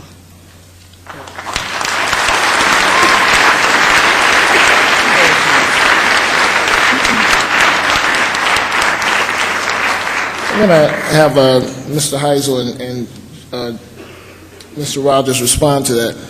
But I do want you to keep in mind, once again, that these are not individual decisions being made by board members. These are decisions that are being made in the best interest of the district. We appreciate your comments. We welcome your comments. But once again, we are working in the best interest of the district, not individual decisions. Go ahead, Mr. Yeah, go ahead. I'd like to address some of the questions in the order that they were given. First is, why is band not on the course choice forms, probably for high school and middle school? And again, we debated that internally and with the board, and actually it's the same thing if you do put it on, and that was it's not that a choice or a decision has been made as far as ironclad before March, but we felt that we have put out the letter that band is one of the proposed cuts. So that would be congruent with at least people being aware of that, that's a possibility. The opposite is true if you put it on the course selection sheet, and we felt that we would get actually more grief if the decision does not change, and then you have people coming to board meetings saying, you promised, you said, because it's on the sheet, that was the impression we got, you're lying to us. So it's best to be congruent with what we said, is that it's a possibility that it won't exist. You can always add back, but it's harder to take away once children make choices and their schedule is put into the computer and so on, and then you end up going ahead with the choice if the board decides to do that. Then you have to undo all of those schedules, call students back down, call parents, et cetera, et cetera, et cetera. So we felt that either way, I do understand. You can say, well, you should still offer it as a choice because you haven't made the decision, but I think you need to understand, whether you agree with the logic of it or not, is that the fact of the statement has been made, and to put it on there in light of that maybe there's a possibility or a hope, and we're not saying that there's not that possibility, but if the board goes ahead and makes the decision in March to try to undo it, is a much more laborious process than it is if you don't offer it, at least on the paper, in the first place. You can always add the course in easier, call people down and do the swap then, than to undo it and all of the communication that you would have to be involved in the undoing. So again, we don't have to agree on this, but at least I wanted you to hear the logic of it. The second one, as far as the numbers not being congruent, there was a meeting with several two board members in particular, and the officers of the band boosters, and what they're talking about without you understanding the numbers. And I can see where someone would say that the numbers are misleading, so I do want to make a clarification point. What we showed is the cost of band versus the cost of any really music program that is non-instrumental. The problem is what we titled it at the top. We did say choral music, and I'm not going to deny that. At the middle school, the elective there is choral music. That's actually the name of the elective, and so there are 5 sections taught. So that number, I'm not concerned about whether that number has veracity or not. It doesn't mean that all of them are performing in concert choirs, but they have chosen it as an elective that is under the elective choral music, not general music. At Coretta Scott King, it is a combination of choral and general music, but what we were really trying to show is the cost of instrumental music versus non-instrumental music, and not to pit one program against the other. It was just simply the facts. One number that does not change, though, and those people who were in that room would understand what I'm saying here. Yes, the cost per student average, that ratio can change when you lower some of the numbers down maybe out of CSK. If you want to say, okay, let's get real particular about this. Is a kindergarten really in choral music? I would agree. Probably not. If you change the title to say non-instrumental music versus instrumental music, then you're more correct. But what doesn't change that we showed was the actual dollar cost of the program, not the cost ratio. And we showed what the total dollar cost is for band versus athletics. And it is true that and we're willing to show that to anybody who wants that piece of information. We can mail it to you. You can come and look at our books if you want to. There's nothing to hide here. So you can, call whoever you want to, but I would suggest that you just come to the business office because we can show you what those numbers are. And you can verify them also. You don't even have to ask us or trust us if you don't want to. If you ask, just for instance, everyone who's involved in band as far as personnel, I don't know if they would want to do this, but the idea of salaries, stipends, costs, transportation, and so on, they could probably come up with a number very close to the one that we had. That's not going to change. That number is not going to change. And when you compare that to what the total high school athletic budget was, it was almost exactly the same amount. The athletics was a little more, let's say maybe $436,000. The band program, K-12, is about a $300,000 program. So you're talking one program that's almost 75% of what the entire high school athletic program is. And that number is not going to change. That number I will stand behind no matter who says what tonight. And I'm not saying that to be defensive or to try to pick a fight. I'm just saying that's a number that can be verified by the band program themselves if they're willing to say what their salaries are, benefits, stipends, and all the other things that's involved in it, because that's what we did when we made the calculations for the other programs. So again, I don't want to debate that in public. That would be inappropriate to talk about a person's salary. But what I'm saying is that I do agree, I believe it was Mary Ann, with the fact that if you look at cost per student, it could be misleading if you're talking strictly choral versus band. But that was, in a sense, we should have changed the title, because really what the title was about was non-instrumental music program versus instrumental music program, and then it does then become correct as far as the cost per student ratio. Tom? One of the things that, I'm not going to talk strictly about finances, but this did come down to a numbers question. It wasn't a question of quality of program or the fact that we don't like band. And it was a very difficult decision on the board. By the way, none of these are final. These decisions will be voted on in the March meeting. I mean, you can say you may think they're final, but they're not. The reality is, I heard stories of people who've had kids go through the band program. My son went 5 through 12. Played in the jazz band, played in the marching band, played in the concert band. He loved it. He had a great time. Made a huge difference in his life. My wife was the band booster membership chair for a number of years. You can imagine what my home life's been like lately. She's not happy with me. The couch is lumpy.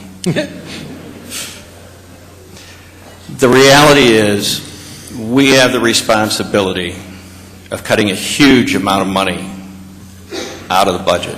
It's not easy. It's not fun. $3.6 million is a heck of a lot of money. What we had to do is go look at numbers. And when we looked at those, we made this preliminary decision. It's not because we don't appreciate the program. It's not because we don't understand the value. It's not because we don't understand that music majors and music students do better on math scores, because there's a direct correlation. It's not that we don't understand music changes lives. Believe me. And I'll be honest with you, in the discussions in the board, this was the most difficult decision. It's not final, but unless we can, and this is speaking strictly as a finance person, unless we can get a change in numbers somehow, these decisions are going to be really hard to change. And I think it's one thing that you're both leaving out. The cost of the band program was about the same cost as our MEC program. Is that not correct? Right. So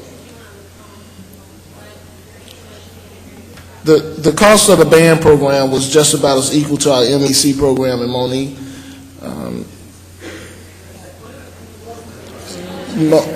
Monee Educational Center over there in Monee. Our alternative high school program. The cost for the band program was about the same as the cost of running that entire program in MEC. Also, there's I believe, some miscommunication out there. We are considering cuts at all buildings. Coretta Scott King is not being overlooked. Coretta Scott King will feel the impact just like every other building in the district. So I don't know how that communication is getting out there that Coretta Scott King is not going to be touched or they're not losing some programs. That's not true. We're taking a look at all buildings in the district.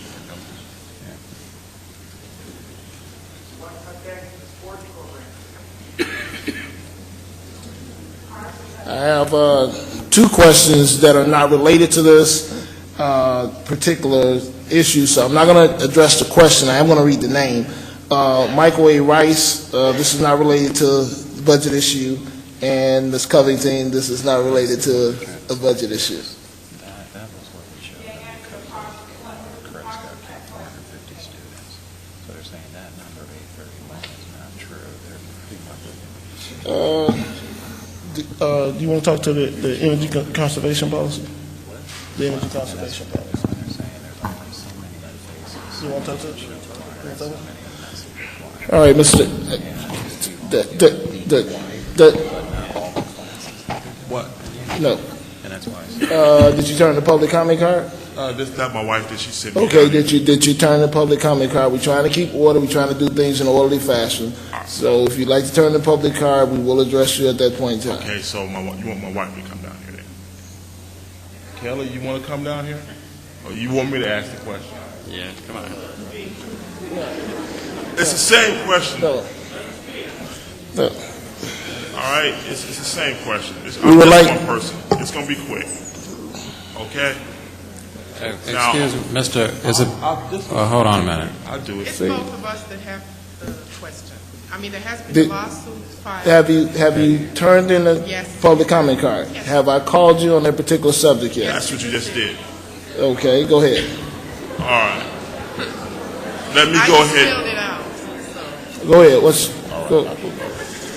Look, on February 10th in the Sun-Times, there was an article about a Candace Williams. Once again, as I stated when I called your name, that is not related to a budget issue on this particular forum. This meeting is about hearing the concerns from the residents regarding the budget reductions. That particular item has nothing to do with our decisions regarding this budget reduction. So That was the question. That right there was the question because of all the cuts that you're doing. That was the question that I had. Did this have a relationship with that? No, that was it. No, it does not. That's it. I mean, 10 minutes from something.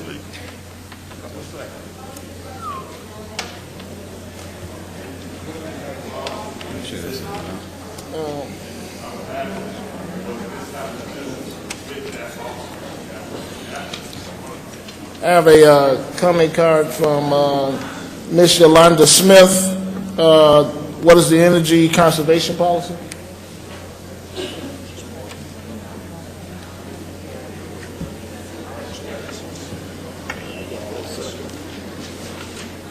Am I the only one asking that question?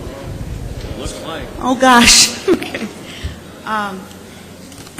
Hello, my name's Yolanda Smith, and thank you for allowing us all to be here today to ask these questions and actually have more than 30 minutes. So my question was with regard to the energy conservation policy.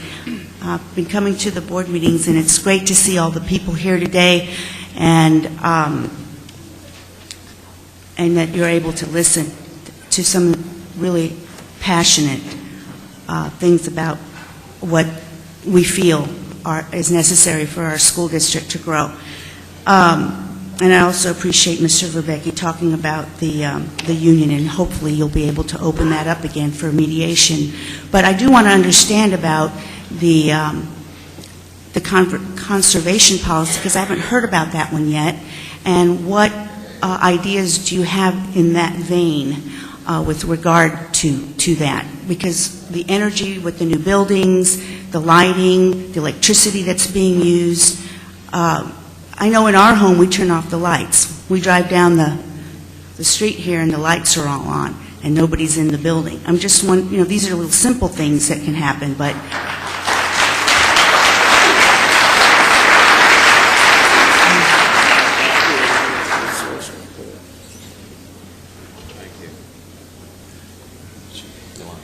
yeah, Yolanda. Yolanda, thank you. What I will tell you is that there actually is a board policy. It was just adopted last year as we were looking. We were seeing the writing on the wall about budgets, and so this is a new policy. It's policy 472 for the audience reference. It is on board book. I believe it's listed. Actually, the word is board policies. You can find it on board book under public view, but it is 472. It outlines what the policy is, what it is that we are trying to do, the temperatures that we need to keep in classrooms, lights being on and off, and so on. I will tell you that I have gotten or have received several phone calls about what you're speaking about. Two in particular are high school lights being on, what some of the public feels for too long, and second of all, as buildings are being cleaned every evening, can lights be sectioned off in sort of a interval fashion, meaning that if you're only on one side of the building, do you need all the lights on? So we're waiting right now on our director of maintenance, who is out of town due to a health and family problem, but when he comes in, I am calling a meeting with both of our directors that deal with this policy, because I do think some things have been brought to our attention that we need to look at. We are also keeping track now of our energy costs per month versus the month prior in the previous year, to see whether or not that that the energy conservation policy is making a difference in actually consuming less energy.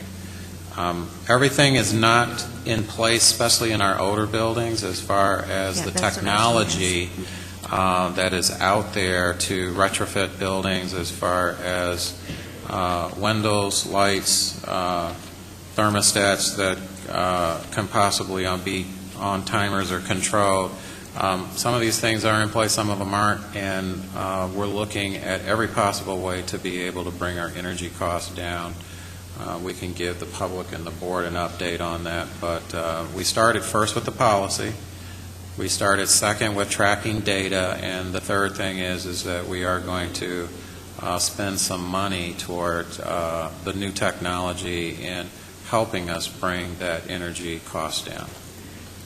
thank you, Mr. Rogers. But did you say that was 472? Yeah, That's I the have policy? it right in front of me, so let me It's on the website, did you say? I'm on the website I'll now, go and and it's look at it. 472, Section 4, .72. And it wasn't just the high school, and I'm glad you addressed, it's all the buildings, and Sure. just changing out the light bulbs might help. Thank you. All right. I have 4 cards here regarding specific positions and salaries. One is regarding administrative taking freezes, whether teacher were taking freezes, library aides, what the status was going to be, and didn't hear any talk of reducing union salaries. I just kind of want to address that from this standpoint. We're taking a look at all possible ways to reduce costs in the district, from the superintendent all the way down to custodial staff. We've asked these questions and we've received responses back, whether they were yes or no, and we've had to deal with these decisions based on the responses that we received back. So once again, we have asked these questions for reductions through all staff members, and we have received some input back from that.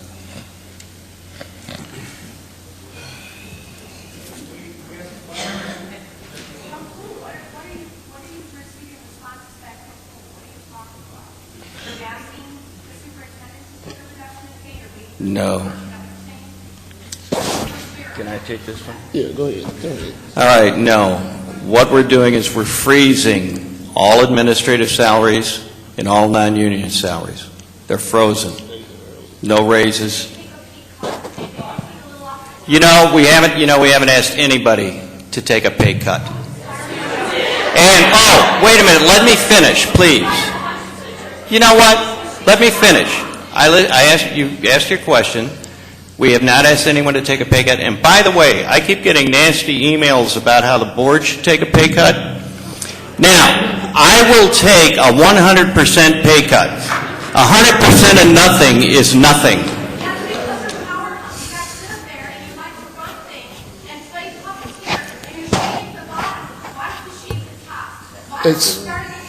We've also eliminated, excuse me. Now, we've also eliminated several administrative positions. Excuse me.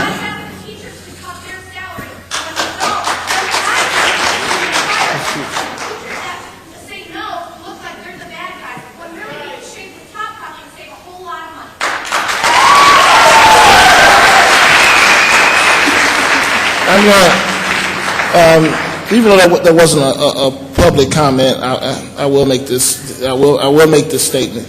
We have asked administration to cut positions, to freeze salaries. We asked the same thing of the administrative staff that we asked of the union. The same questions that we asked of the union, we asked of the administrative team. We got different responses. Based on those responses, we were left to make the decisions that we need to make. No answer is going to be a perfect solution. No question asked is going to provide a perfect answer. But we are trying to do the best we can to do what's in the best interest for the district overall. And once again, questions were asked of all levels of employees, from the superintendent all the way down to the custodial staff.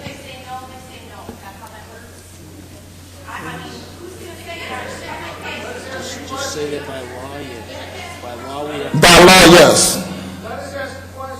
By law, yes.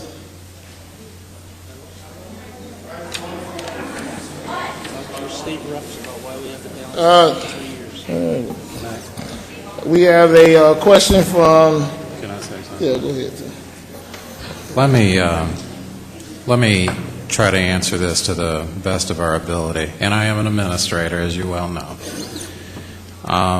I do want to say this, though, again, and I'm not saying this to chastise anyone, but if we want this to be orderly, we really can't have people shouting out. We ask for you to fill out a card and please come to the podium. And I'm talking about people talking about in the last exchange, it should have been at the microphone. But let me say this about, because the staff who knows me, and I don't expect the public to know me very well. When we made a presentation, to the staff, and again, you can accept this for what it's worth, but you can come to my office more so and look at the numbers. There are probably 700 employees in our district. If you can count every single person that we have, 700 people on the payroll. And of those 700, there's only about 40 of those employees that are administrators. That would include your principals, your assistant principals, your directors, myself, and so on. If you took all of our salaries and you got rid of every single administrator, literally just got rid of them, you would still not close the budget gap that we're talking about, because we're talking about a $6 million budget gap, and you're talking about roughly $3 million that is put into administrative salaries. We did approach the union, and that was, some debate, as well as all employees, with three scenarios. The first one being, were we willing to take a cut in pay? And in a consensus, we agreed that is not in the best interests of the organization to cut pay, but let's look at least freezing pay. And the approach of this board is all for one for all, in the sense of, can we do this where all of us are equal, in the sense of that no one group should have to bear the brunt of it if you look at just the ratio of employees. The thing about administrators in particular is that they are legally under a contract, just like teacher unions. And the reason why the teacher union could say no to any proposal that was given to them is because it is a binding contract that they do not legally have to open. It's a promise to them, and it's a promise of 5 years at a certain salary level. So I'm not one to beat up or bash, anyone for their responses. It's just that whatever the response is, then we have to make decisions based on that. Now, administrators have the exact same right legally. I'll just use myself as, I'm not going to speak for anyone else. I have a 5-year contract. The board could come to me and say, we want you to consider taking a cut in pay. But legally, I could, I couldn't, but legally I don't have to, and neither does any other administrator who is under a contract. Because you could get into, if you force it on someone who's under a contract, you can sue. And that's just the truth of the matter. And you may say, well, you should do it because of whatever. And we could say that to every employee that's under a contract, you should do it because whatever reason we want to put behind it. But what we did think was more fair is to say we don't want to hurt anybody. We really don't. We don't really want people to lose jobs. We don't want to, shut down programs or whatever. Could we consider at least keeping the same amount of pay that you have? And let's see if we can keep more. People made their decisions, and again, I'm not here to judge anybody, but that was what was presented in front of all employee groups.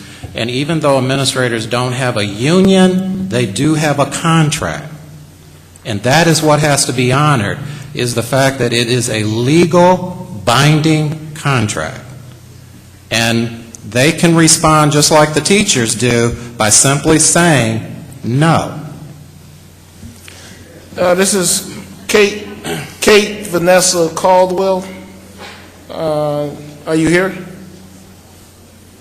Her question was, why attach education value to property values? Why we can't keep building forever?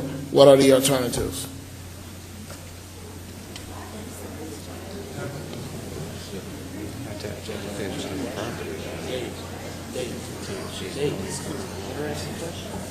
I was asking, was she here?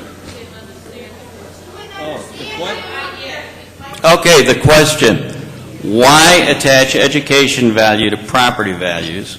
We can't keep building forever. What are the alternatives? Okay, thank you. I'm glad you asked this. The state of Illinois, as Mr. Verbeck pointed out earlier, only pays a small portion of it, and the rest of the bulk of our revenues come from property taxes.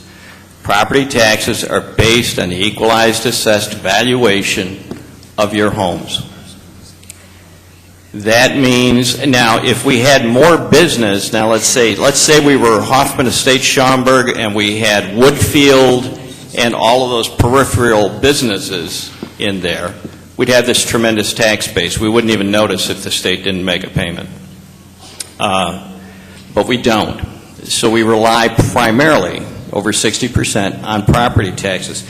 That's why we keep saying, now, how can we change that? And one of the things that Mr. Teray is sitting down here right in front has said over and over again, let's get the state to change the funding patterns. Let's change what's going on. There are bills before the General Assembly right now. There are two things that you have to understand. The first is referendums are a temporary solution. As prices go up, as tax caps take place, and as inflation goes up, it's a losing situation. Sooner or later, you have to go back to the voters and ask for more money. And sooner or later, people realize that sponge is pretty well wrung dry. So we have to go to the state, and we have to say to the state, give us more money. That would require a tax increase because the revenues in the state have to come from someplace. They're also talking about cutting spending. I mean, if you listen to the rhetoric for the election, you all know what I mean. Some of them will say we're going to cut spending and we don't have to raise taxes.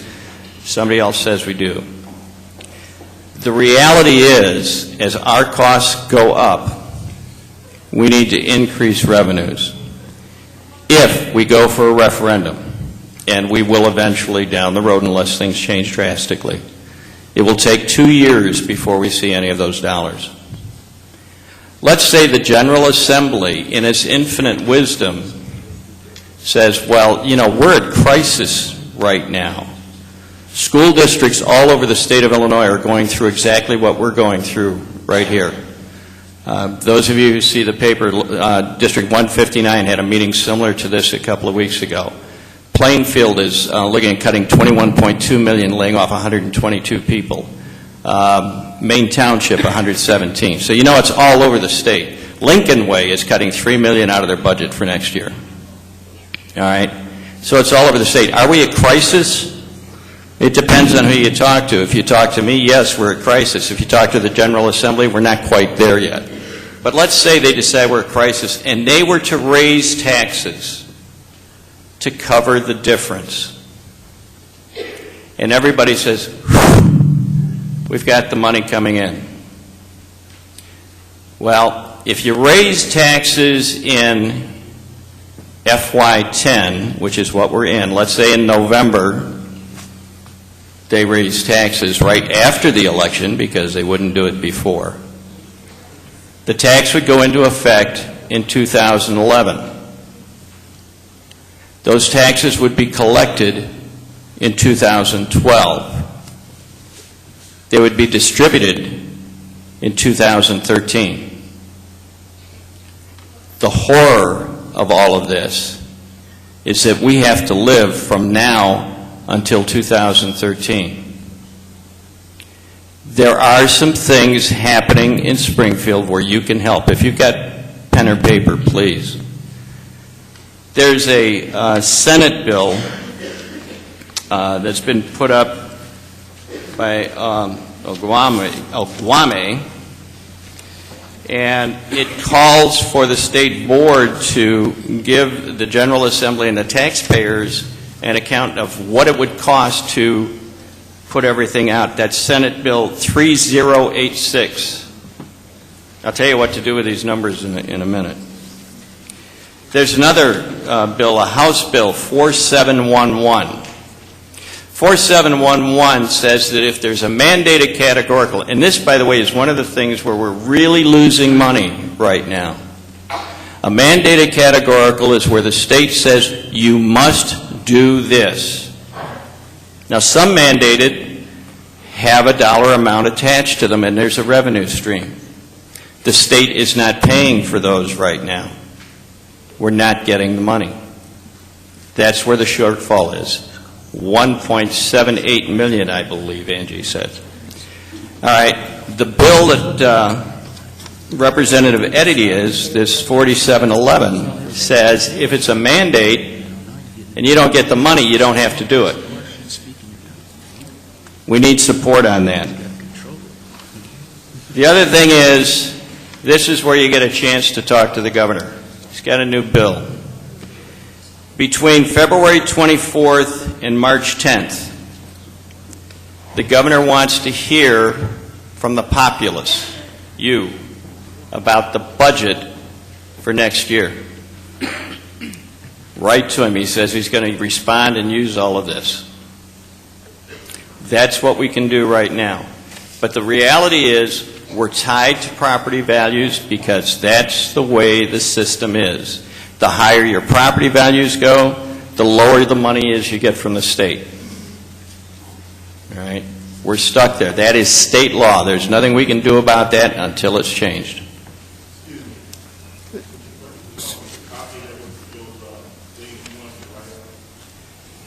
There's a copy of the letter up front with the governor's address, and if you see me after the meeting, I'll be glad to give you the numbers again. I don't have copies, but I can write them out for you on something. But we can put them up on the website. I'm going to call your name and come down and ask you a question. I think I done got rid of most of the group questions. So, Lisa Alazar.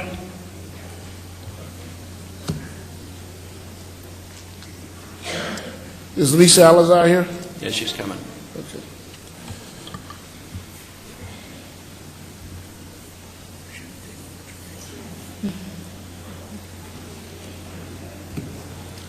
Good evening. First of all, I want to say that I'm a single mom, hardworking mom, and I have a 15-year-old boy that comes here to the school. He's an honor roll student. He carries about a 3.8 grade point average. And he's hearing a lot. The kids are speaking about what exactly is going on with the cuts. And the word is that the honors classes are going to be cut and the AP classes. And I'm just wondering if that is true or not. And also the AutoCAD classes are going to be cut. And the sorry thing about it is when I found this out and we discussed it, my son said, there goes my future. A lot of these kids aren't going to be able to go to college because they can't afford it. Hopefully my son will be able to get there with his grades. But by taking away where they can learn from the electives like the AutoCAD, I think it's really detrimental that you're doing it. And lastly, I just wondered exactly how much did it cost to make these books?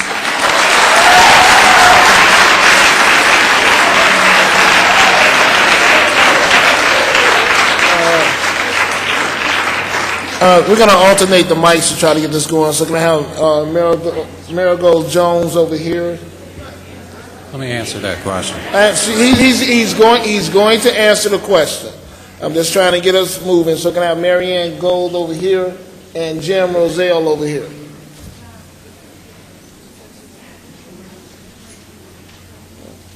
Okay. As far as AutoCAD classes and honors classes and AP classes, there is no thought of reducing those classes.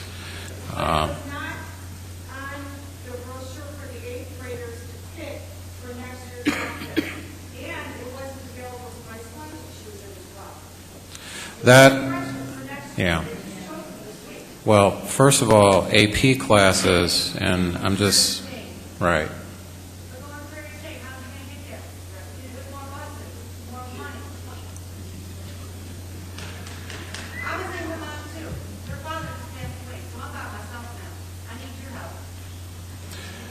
In answer to the specific question of AP classes would not be listed on an 8th grade sheet because AP classes are really only for juniors and seniors only. Honors classes should have been listed, and I will check on that because honor classes are available for freshmen for every level of child in the high school. And as I said, we're not planning on making any cuts when it comes down to AP and honors. I will say that in the sort of the budget discussion. There has been, because that has been a concern of the board, to make sure that the students who, that first of all students, as much as possible, can be served well. But we're trying to also address at the same time, we already right now have a relationship with Prairie State College, which I believe the lady next door was talking about. We are planning on enhancing that only in this thought that if you are a senior and you are on track for graduation, meaning that now you can take lots of electives because most of your regular classes are pretty much done in your senior year as far as for graduation. We are going to allow some of our students who qualify to be able to literally go to Prairie State and take classes there for half of a day for credit. As far as transportation, it's a minimal cost. We think that it's well worth it for our students who are at that level. And so that's the answer. But I will check into, for sure, tomorrow, the actual sheet that was given to 8th grade parents because, like I said, AP would not be on there. AutoCAD is not available for freshmen. Again, it's not a freshman course. It is a course that I believe that, as a freshman? Well,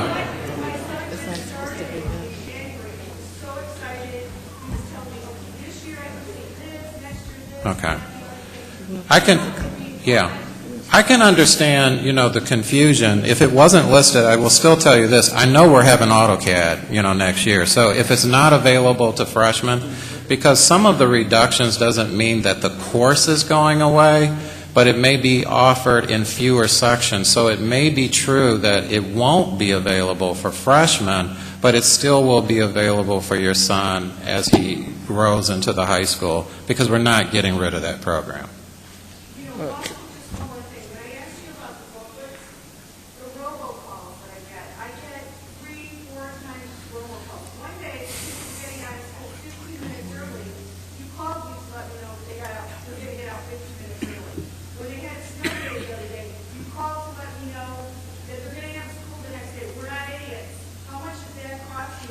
$0.01 a call. $0.01 a call. $0.01 a call.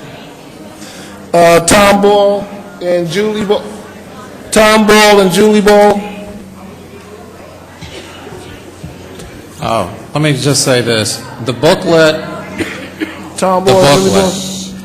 I can tell you this. I don't have the cost on this, but you can call. It's nothing that I need to hide. But this flyer, I just got the bill on this. This was $1,500 to send out to every single postal patron. That's over 20,000 people who did receive this cause, not just for the district, it was for the community. And although, yes, this may, look expensive, but it was several $100s. I don't know, but like I said, I don't have anything to hide. If someone calls me, I will give you the exact, I don't know the exact invoice because it was a proposal first, and the exact invoice comes in when they deliver, and it was just to deliver today.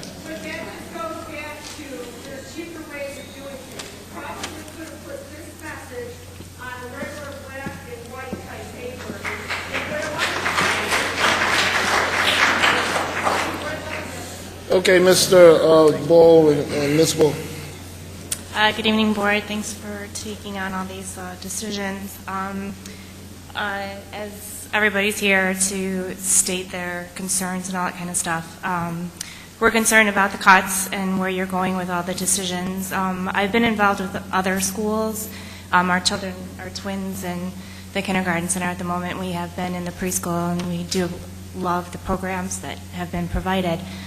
There's something called community pages at many schools, and it saves a lot of money in regards to paper. We get inundated with papers, especially having twins, double the papers all the time. That would save a lot of money in regards to costs. Many schools are doing it to save money. In regards to if the decisions haven't been made in regards to the budget, and this is just not finalized, if there's a decision to address the unions again, So all the teacher salaries, or the teachers can make another decision at the board being open and the teachers being open, because if there's still a month to be done, that's still a month of negotiation. And also, are we making sure that in regards to the districts, that all the students belong to this district? Could be cost-effective matters in regards to students that may not belong to this district are still attending these schools, and that may be addressed because we're giving funds to students that are not even belong to these districts. Thank you for the board, and thanks.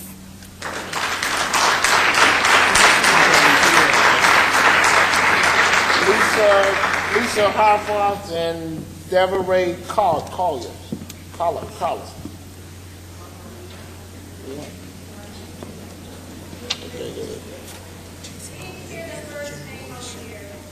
Lisa Horvath, Horvath. She here? And Deborah Collar. Deborah. Okay, go together. I just have a question. Deborah, hold on just for 1 second, because I do want to respond to the lady who just came to the mic. We appreciate those comments. Paperless solutions, I'm all about that. Even somewhat to the chagrin of my staff, sometimes we got rid of payroll advices and lots of things that we're trying to do to eliminate paper, and we want to drive that down to even our public and our parents. So we're certainly working more and more and more. We've done surveys on how many people really have access to the internet. We still have a certain population that does not have access to computers. It's only 15%, but that's still 15% of people that if you go completely digital, and I know you can say, well, they can go to the library and all of that, but we can cut paper down, and that is our goal. As far as your other comments, there was one in particular I forgot that you said at the end. Oh, as far as negotiating, the only thing that I can tell you about that is there's some rules to that also. And once the union does give you a formal answer within 1 year from the time that it's formal, it becomes what's called unfair labor practices to keep pounding people over and over again when you've gone through a formal process and the formal answer is no. You can't keep coming back next week or the next month. What we're doing right now with our unions is what is called bargaining the impact of our decisions, which is very complicated. I don't want to get into that, but really once you go through the formal process, the laws govern this as far as labor boards and everything. Otherwise, you could harass unions by saying, basically, we just don't like the answer, so we're going to keep coming back tomorrow, next week, next month, and there's laws that govern that where you cannot do that. So once you go through the legal process of how you approach unions on contracts, and if the answer is no, the best opportunity that we have to re-ask the question is a year later. Superintendent. Let them know the reason why we have to do this, because we have to notify the teachers by a certain date. The other thing is, too, as far as having the conversation now, as far as not making the decisions and listening to you, because we are going to consider everything that's been said tonight. By contract, or actually by law, certain decisions have to be made in March, because if you're going to let people go that are under contract, you have to do it at a certain time. So March becomes sort of the target date when if you're going to involve staff, you have to make those decisions X amount of days before the school year ends. Oh, resident, that was it. Residency, the only thing that I want to say about that is we really have done, and I've gotten a few emails on that also, that we may be educating students in our district that don't actually live here. One of the reasons why we went to a centralized registration in the last 2 years is to eliminate this issue of so many people having their hands in registration. It was really done at the building level. There wasn't a lot of consistency, to be real honest with you, in how certain rules and policies of the board were being applied. Again, not any fault of anybody, but when you're dealing with a lot of people with their hands in registration, it increases the odds that you're going to have some errors. So we centralized it. In any record that doesn't look right, it is investigated. We have an investigator who I think was a police officer at one time, is retired, and we pay this person to go out, videotape if we have to, knock on doors, and so on. So what I would say is if there's anyone who feels that there is a person in this district that does not live here, you don't even have to divulge your name, but you do need to contact Mr. Elrod here. George, would you raise your hand just for a minute?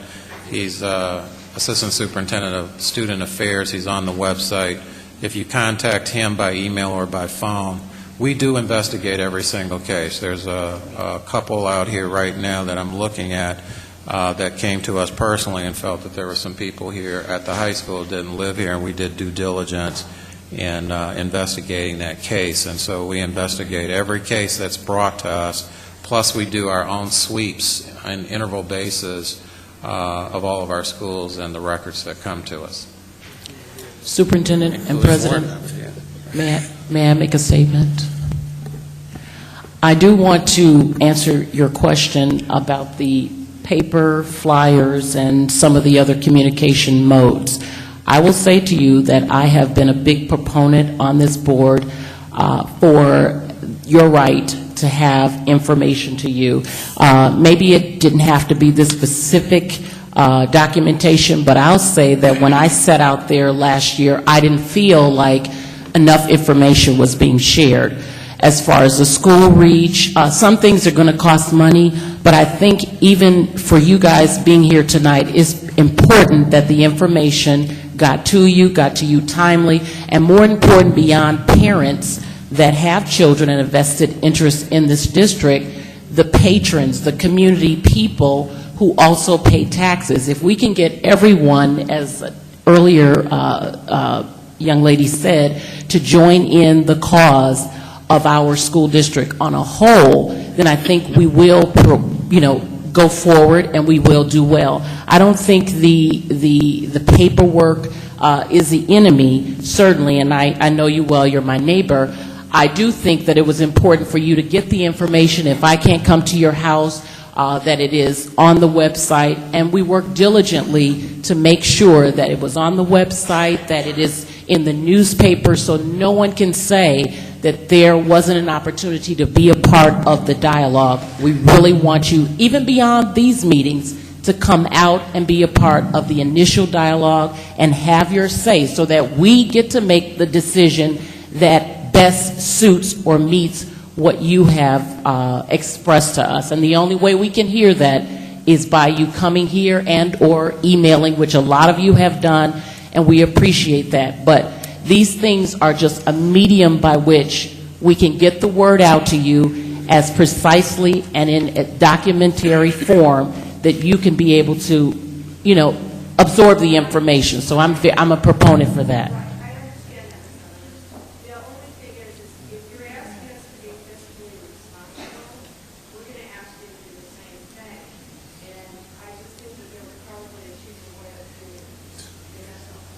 I'll just say one last thing to you. One last thing. In the 9 months that I've sat on the board, I counted yesterday that I've gotten 323 emails total from people asking the question, what about this, what about that? So I'm telling you that I have asked our superintendent, our president, and the board as a general as one voice.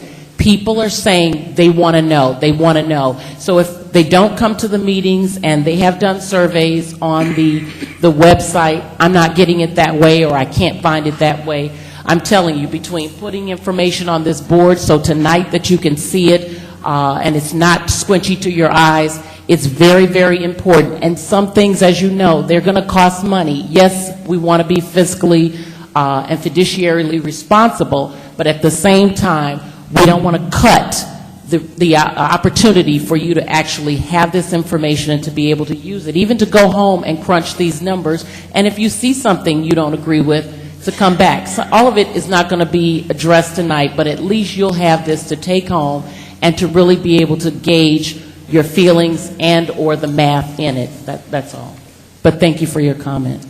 And I'm going to make a quick comment also. First of all, I want to thank everybody for coming out, and I really want to encourage you all to please stay involved. A lot of times we have these meetings and there's only 2 or 3 people in the audience, and I know you all have concerns year-round, so I really want to encourage everybody to come out. And also, there's a U.S. Census that's going to be taking place.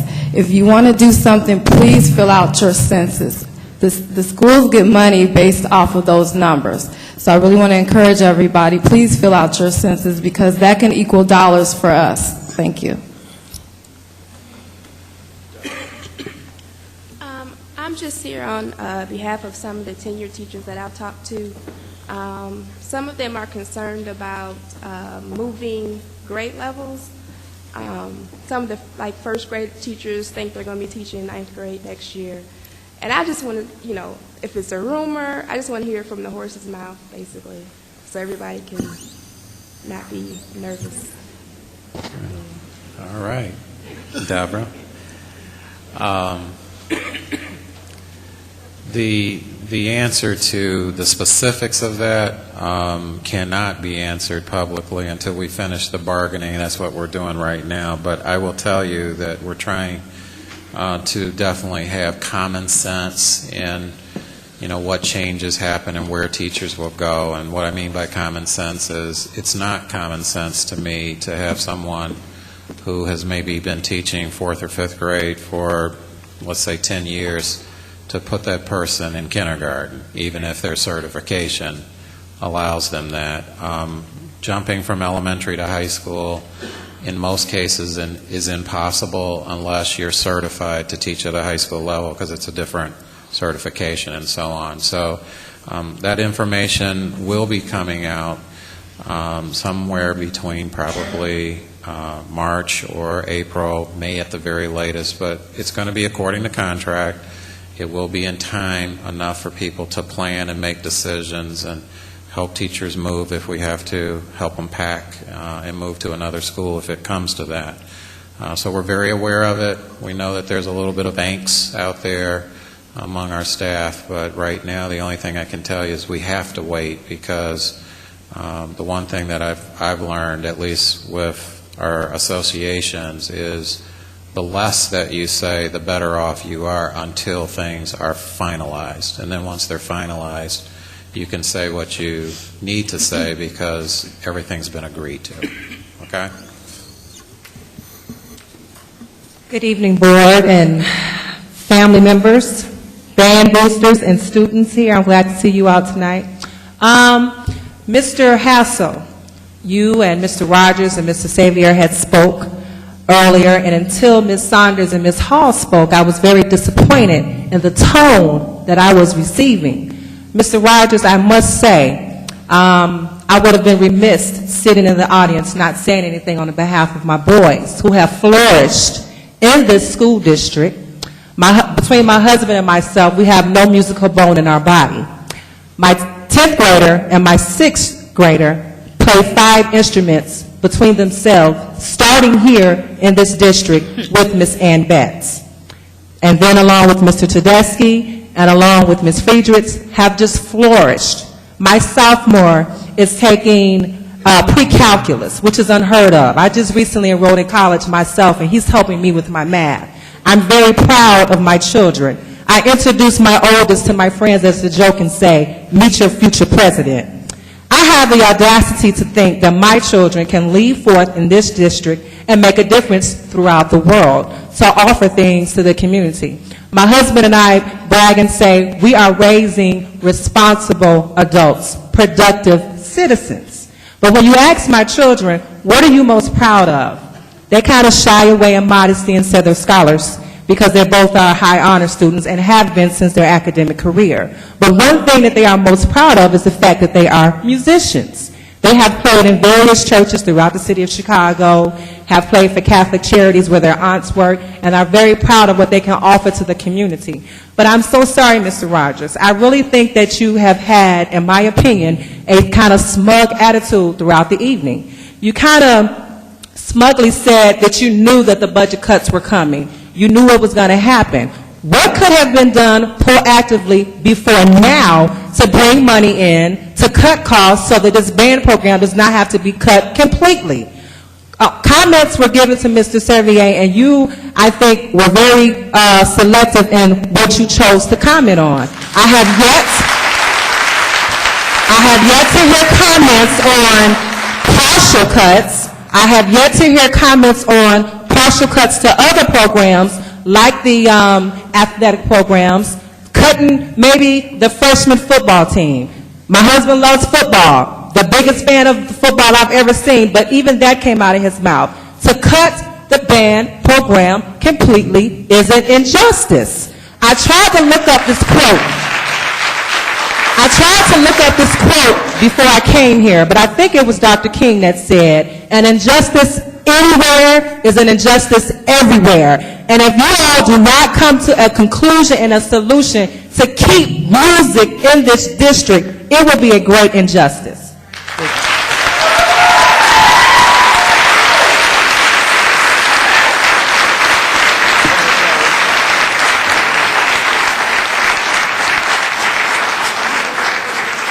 Well, should I ask if you want to comment on that before I get started? No, you can go right ahead. You can go right ahead. All right. Well, I'm here tonight to talk about Talala Elementary. I am the PTO president at Talala. And one thing that we've been talking about this evening is what's best for the district. I want to ask tonight, what's best for Park Forest? What's best for University Park? What is best for Crete, our area of Frankfurt that is part of our school district, and Monee? In Park Forest, I am one of the commissioners for the Youth Commission. And one thing that we see with this cut is that it's taken away from the history of Park Forest. Park Forest was the first planned city after the war. It was set up to have schools in the community. And if any of the board members or anyone here today has came to Talala after school and saw big brothers and big sisters picking up their kids after school because they got off the bus 45 minutes before, or if they see the warmness of the school, because we are, yes, you have said over and over, we are a small school. We're a small school of 300. If we went above 300, we would have to build another school, and trust me, that would cost you a lot more than the cuts that you want to make today. There's some solutions that you can have. Instead of closing Talala, why not make all of these schools K through 6 the way it used to be? Keep these kids, as I said earlier, University Park is in effect. Park Forest, Crete, keep them in their community from K through 5 or through 6.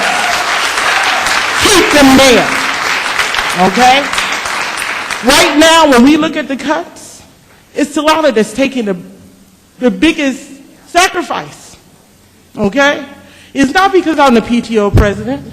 It's not that the fact that the PTO has set up a business partner program that's probably the best program in the district, because we have community businesses that is willing to stand up for our school. We have went from a school that only has 300 people to getting grants of $10,000, $12,000 that we have written for. We are a school in our community where the average income is $43,000 a year. $43,000 a year. I wonder why they didn't pass that referendum. No one could afford it. We're also a community that has one of the highest tax rates in the in the state of Illinois, because we have 5 school districts, we have 2 counties in our area. Now, there's a lot of things that happens in our community, but now you want to take our children from our community. So I invite all of you board members to Talala. Come after school. Get a handshake from our principal. See our wonderful teachers who are here today in the audience. We have great teachers, some of which has been at our school for almost 40 years. Come out and see our school. I think Mrs. Hall Mrs. Sanders for making that step and coming out to see us. I'm not sure if other board members have been out to our school, but I thank you two for coming out and seeing what Talala has to offer. I think some of the administrative staff who I see in the building week after week, Dr. Anderson, I've seen you there. But come and see our school and see what we have to offer. See what you're throwing away. And sir, I know I only have a few minutes, but you're about to close my school. Give me at least 5.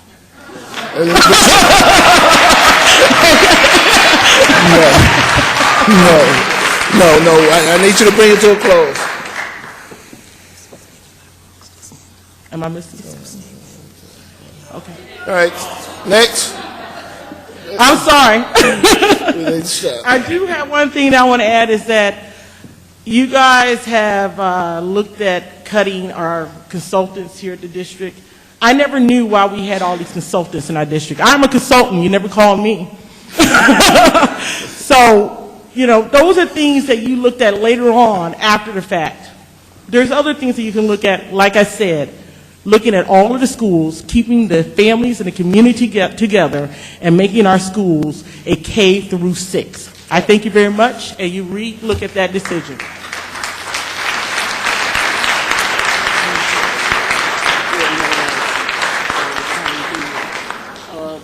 Arlo, Kallemey, and Selena Maney. Okay. And one other, Lois Johnson. She made a statement.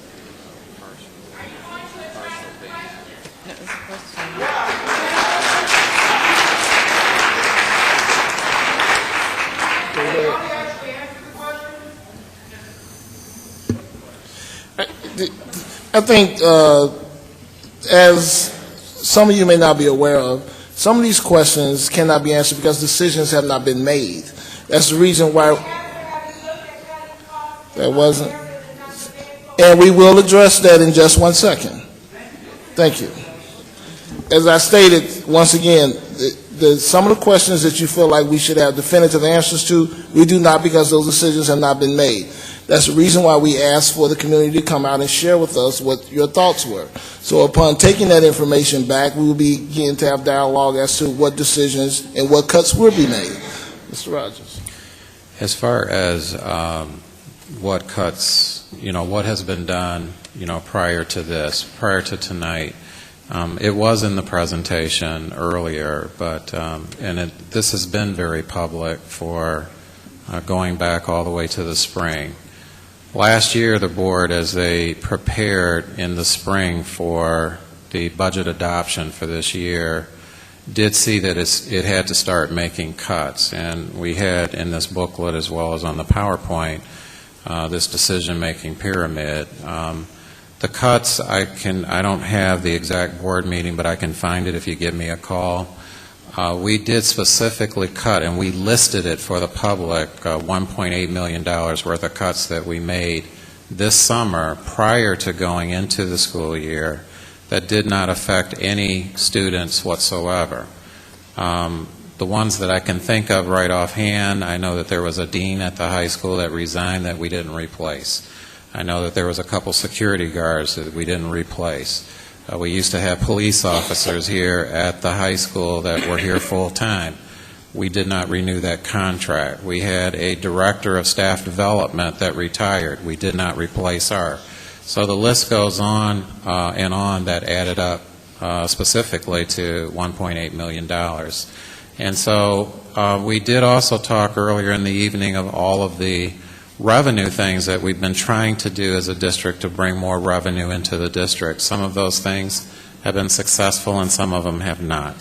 But I think that our record is pretty clear as far as a Board of Education, as far as the things that they have tried to do to stay away from cutting programs and stay away from cutting things that would affect children and to affect programs and classes.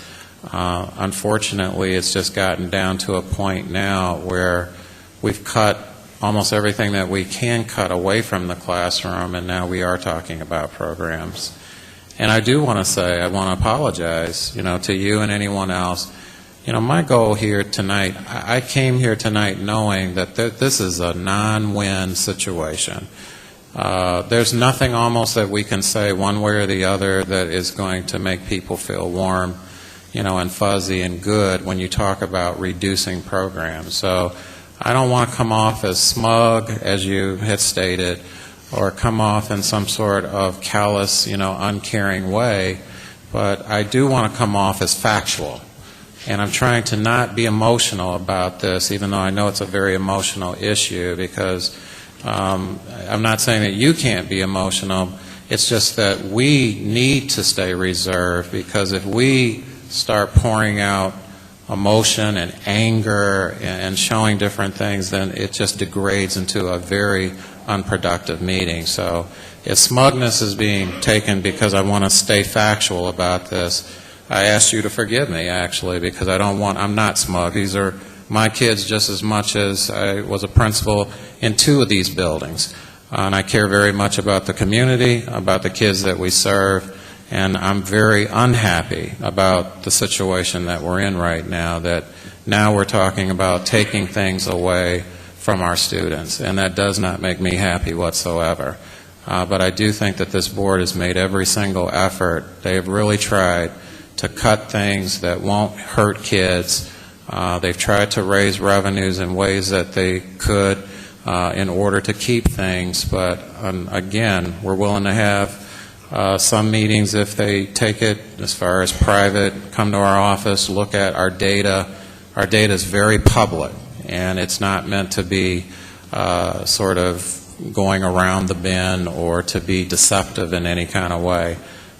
You can come and read it for yourself, and you can make your own opinions and your own judgments as to how forthright we're being, but we're backed up against a wall now, and especially when the state is talking about the possibility of another $2 to $3 million less money, we may be back here next year saying that even more things have to go because we just don't have the revenue. The state is taking the revenue away from us, and as I stated earlier in the day, if the property values keep dropping, we're not going to get the revenue from our local dollars either that we're used to, because housing is going down, foreclosures are up, and so on, and we're not getting the tax revenue either. And that's all I can say, but I do apologize to you if you feel I've been smug. John, could you quickly address also the K through 6 and why we are not allowed to have K through 6 by law, by decree, in one building? Well, yeah. I would say I want to take it this route, if you don't mind. Rather than the legal issue of K-6, is there was a lawsuit about neighborhood schools, and I don't want to go into depth about that, but it required a certain configuration of schools. But the other reason why, and it's Dr. Warren from, she's still there? Yeah, okay. It's Vernice, right? All right. Vernice, the other reason why the 6th grade proposal won't work is because, versus the other one that we talked about, is because with 6th graders coming back to the building, those teachers, let's eliminate the 6th grade center. What you would save there is the operating costs as far as keeping it open with lights and phones and different things of that nature, custodians. But those teachers would have to follow the students, whereas when I talked earlier about 1st through 5th grade from Talala, when you send those kids out, because there's already 1st grade teachers in other buildings and they can absorb them, those teachers don't have to follow the students. But if you disband the 6th grade center, you can't combine. It's not like the 5th grade teachers can take on the 6th graders too. Those teachers have to follow. The cost saving is in reduction in staff. And I want to say this for the Talala staff that may be here today. God knows what they have done in the last few years has been nothing short of tremendous. And again, to sit here and say that I'm happy about this, we get some sort of pleasure out of this, is absolutely unfounded, and it is not truthful. The Talala staff has been an award-winning school as far as a spotlight school. They've done a lot with at-risk populations. We do know it's intimate. We do know it's a family there.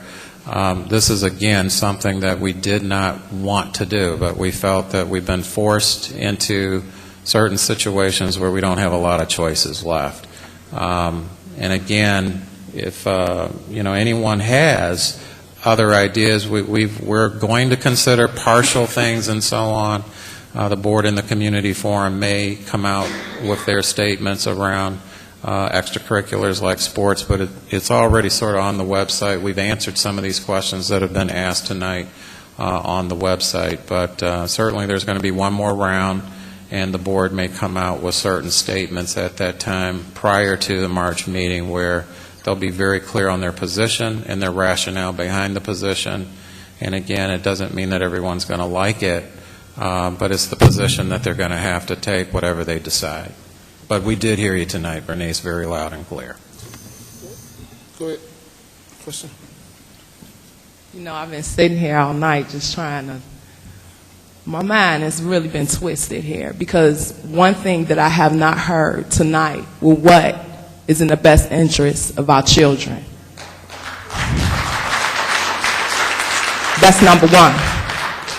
On my card, I put there that I'm a taxpayer of $4,200, maybe a little bit more. And the fact of the matter that I've heard 70 to 80 teachers to be cut, you tell me what is in the best interest of my children's education.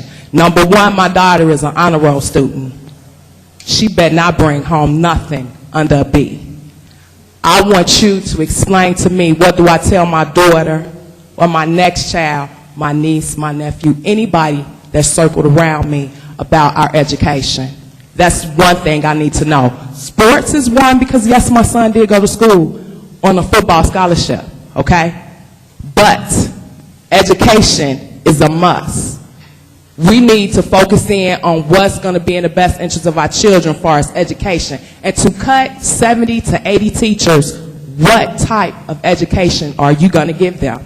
With all those kids in one classroom, do you mean to tell me that those kids are going to learn? Absolutely not, because there's going to be a disciplinary problem from the beginning to the end. So I want you to tell me today, when you cut these teachers, what are you giving our children?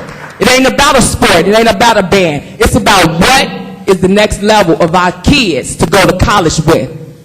Reading, writing, and math is more of my concern than band or sports.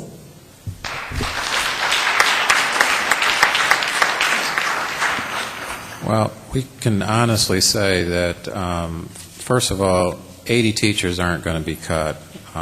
What's the projection? It's somewhere around 50, and we may say, well, that's still a lot, and I get that and I understand that. But the basic core subjects are not being touched. Reading is still going to be taught, math is still going to be taught, all of the subjects are going to be taught. We still expect our teachers, there are some adjustments that no doubt we're going to have to make in their support level to make sure that they can still teach with class sizes going up, because they are going to go up. But we don't feel that it's to a point that they cannot teach and kids cannot learn.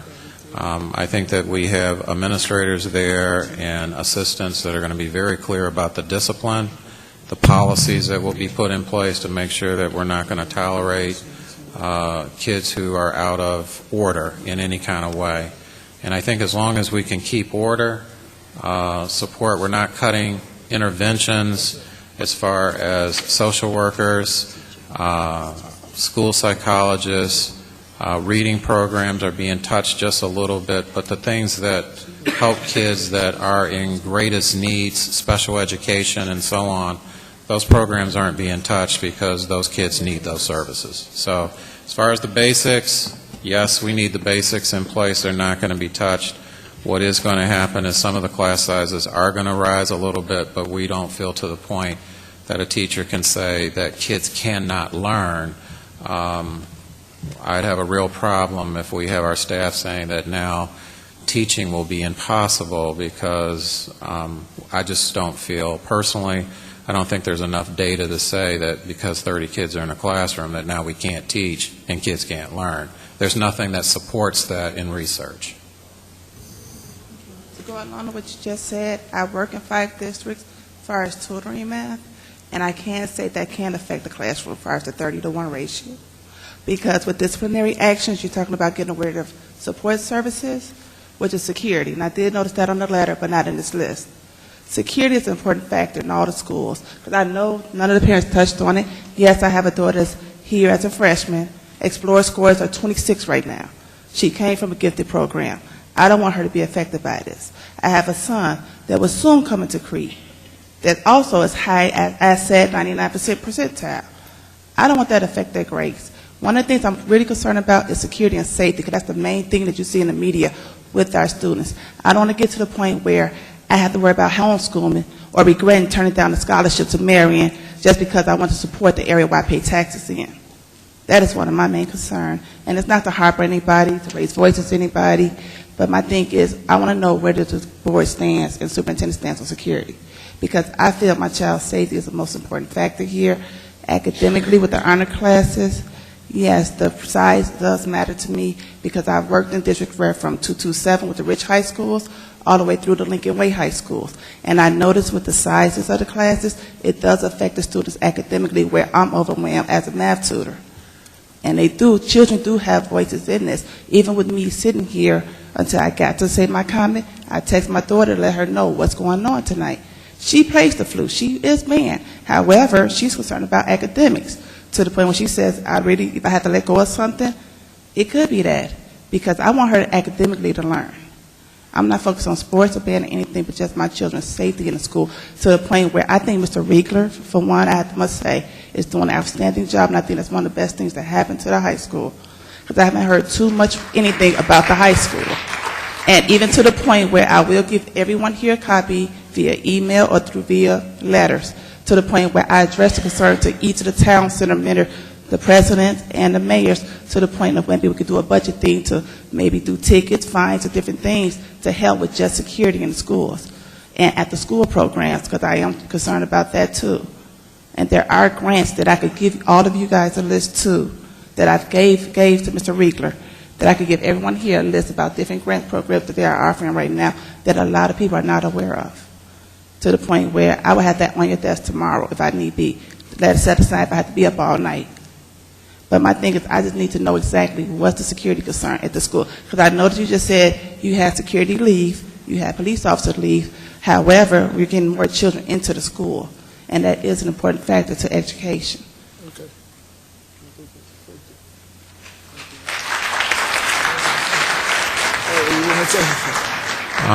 As far as security reductions, there's only one person there's only security in 2 of our buildings. It's middle school and high school. It's only one person being reduced at our middle school, and we feel that there's enough other people there to surely cover the fact that one person is gone. And in the high school, I believe it's 2. And what we're doing is we are in conversations with our Crete police and maybe even University Park to bring back, maybe on a part-time basis, some of the actual police presence that we used to have back into our high school on a part-time basis on hourly salary versus when we sort of own them as employees. It was much more expensive because there's benefits and all kinds of other things that you have to pay for. But both police departments have been working with us very well, and there's certain adjustments that we're making with our staff and our administrators to make sure that everything is covered and that everything really is safe. Oh, that's fine. Just real quick. One thing I have to say, I can't commend Crete Police Department because I actively see them out here. Games, at the school, before school, they're out here. But however, I am addressing each town member, and I have gone to each of the board members of each of the towns to address the security issue. And in some, I can't say I do not see a presence, and that's actually some of the worst areas. But my thing is addressing it. You're saying that you're going to do part-time. However, if you're doing part-time, our school students are here full-time. I want them to be safe, because what I'm hearing lately, there's a lot more things going on that I do not want to see this happening in other school districts, in consideration of drugs, because I do know about what's going on. 'Cause I talk more to the students than I do anything through mentoring and tutoring. And I'm here on behalf of students and what their concern is, and that's one of the main concerns the students have right now. All right, thank you. All right, the final four comments, if you please come forward if you're still here, are coming from Kimberly Garrison Clanton, Rachel Townley, Mark Kennedy, and Betsy Crawford. If you're still here, please come forward and make your comments to the board. You're last.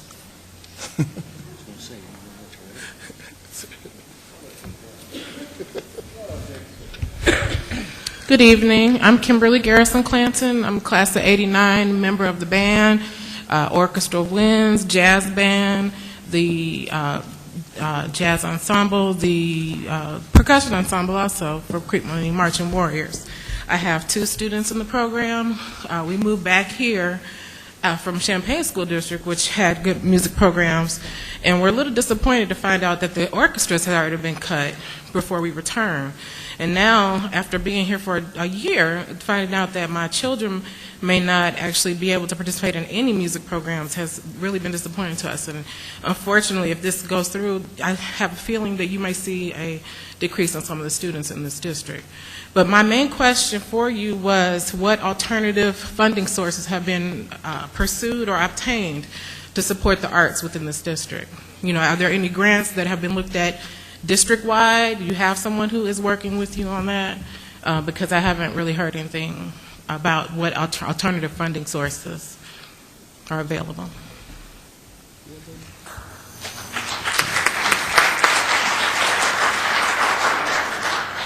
The only thing I can tell you right now is we have looked at every grant that's come across our desk, and we have a grant writer for the district that deals with the arts. Most of them that we have applied for, we just haven't received. They're very competitive, but we will continue to look at every avenue as far as grants in particular. A lot of those are drying up as far as community foundation, private grants, and the ones that you can get, they last for usually a year or 2, and then you're sort of on your own to try to keep the program going. But we have looked at grants. We will continue to look at grants. And hopefully our point here tonight is when we talk about reductions, we really aren't hopefully talking about things that will permanently go away, but hopefully when the funding comes back that we can restore programs as funding comes back. Rachel Townley, I teach at the 6th grade center. I actually submitted 2 questions. I don't know which one you want me to touch on. Go ahead and do both, Rachel. Bless you, Jen. Well, the first one is in regards to the staff bulletin that was sent to all staff members today.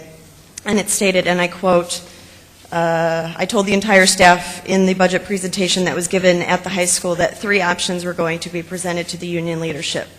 Now, while that was true, I referred to that presentation that was done on November 6th. And yes, there were 3 options that were presented, but they were very vague. Option 1, make salary adjustments only. Option 2, make salary adjustments combined with budget and personnel reductions. And Option 3, budget and personnel reductions only. So when the board came to the union and asked us to consider different options, opening the contract, pay cuts, salary freeze, we had very vague information. I'm sure if those same questions were asked of you with the very vague information, it would be very hard for you to make that decision, as it was for the union. When we received the letter dated January 22nd, that letter had very specific information. It had timelines in terms of salary freezes. It had actual numbers of staff positions lost. Had we had that specific information, we could have made a more educated decision. And I don't feel that we were able to make that good decision. And now that we've seen that information, we're a little upset that we weren't given all that information. Well, let me say this, Rachel.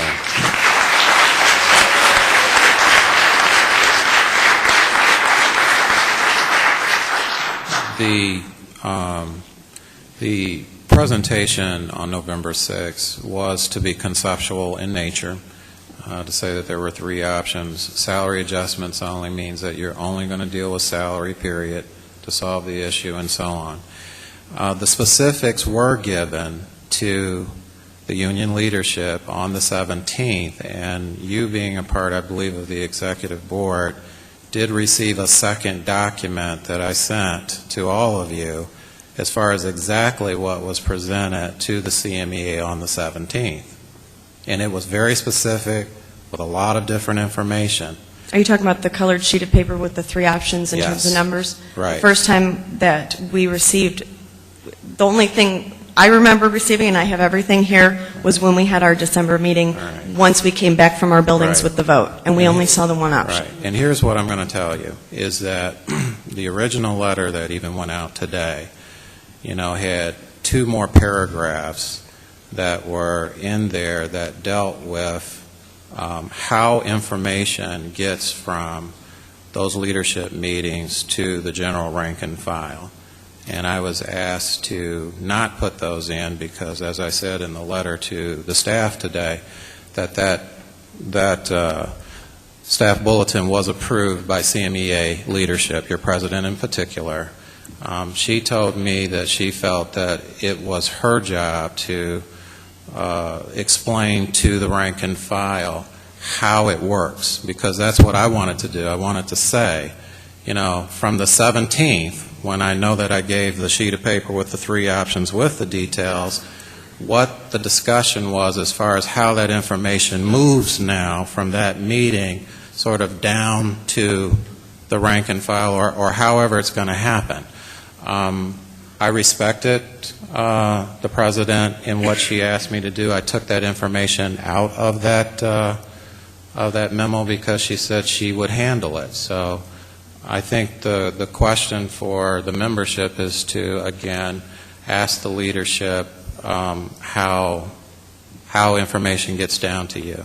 Because like I did, I tried to give my own explanation today, and I was asked to take that information out because the CMEA felt that since I was addressing the entire staff, that it wasn't appropriate to talk about what CMEA business is as far as how they move information. And so I'm leaving it up to the CMEA to explain to their membership how that information.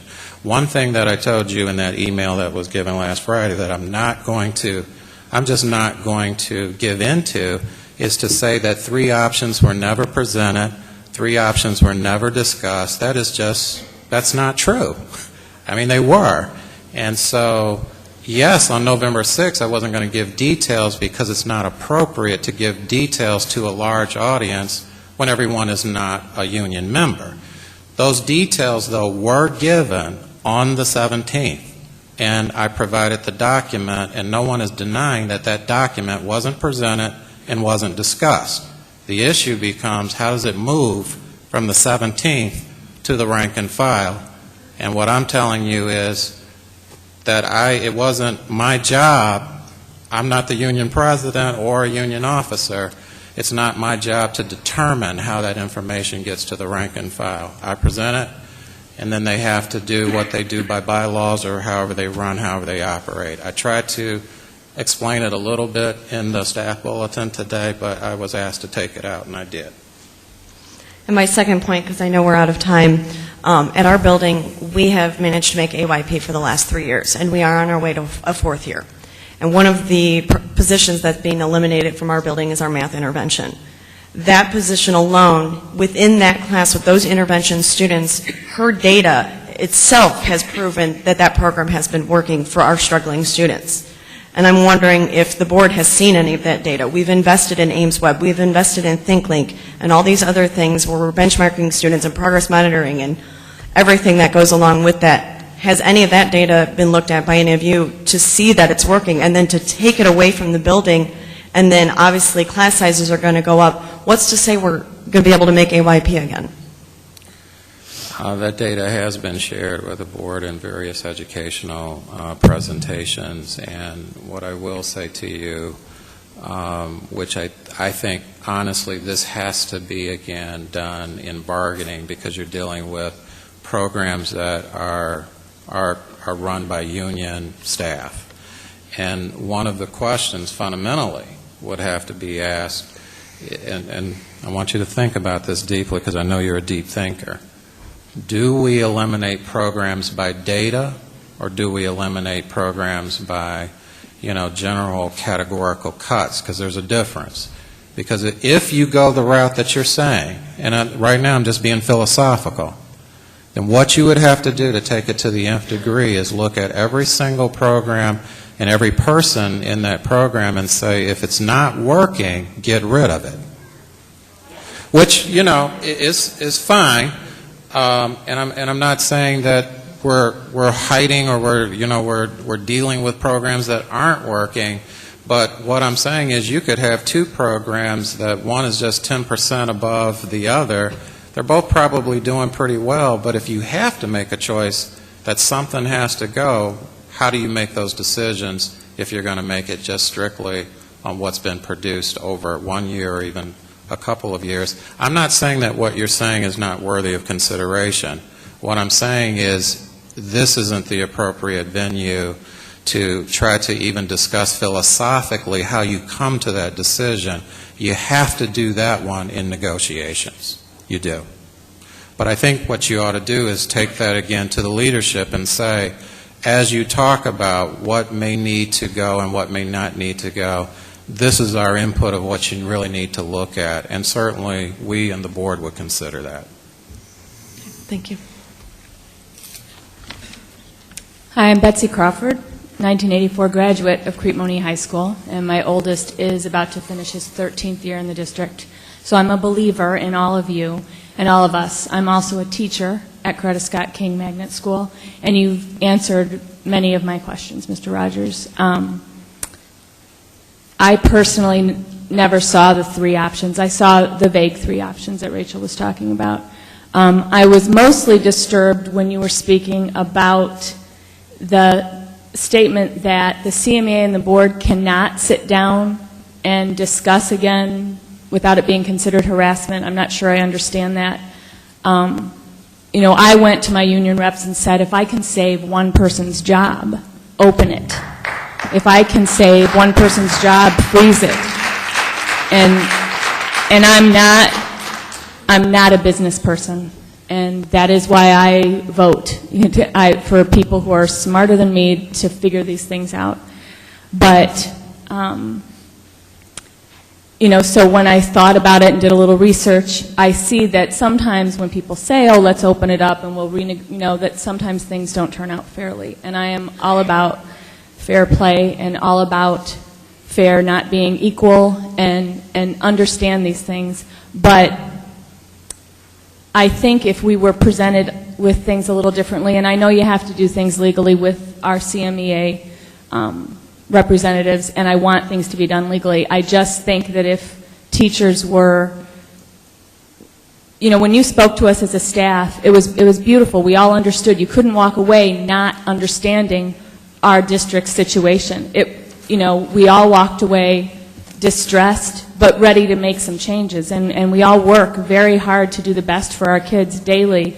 And we're willing to do those things that the intervention people do in our own classrooms. We're willing to do just about anything. But I think this breakdown in communication has been detrimental to the relationship.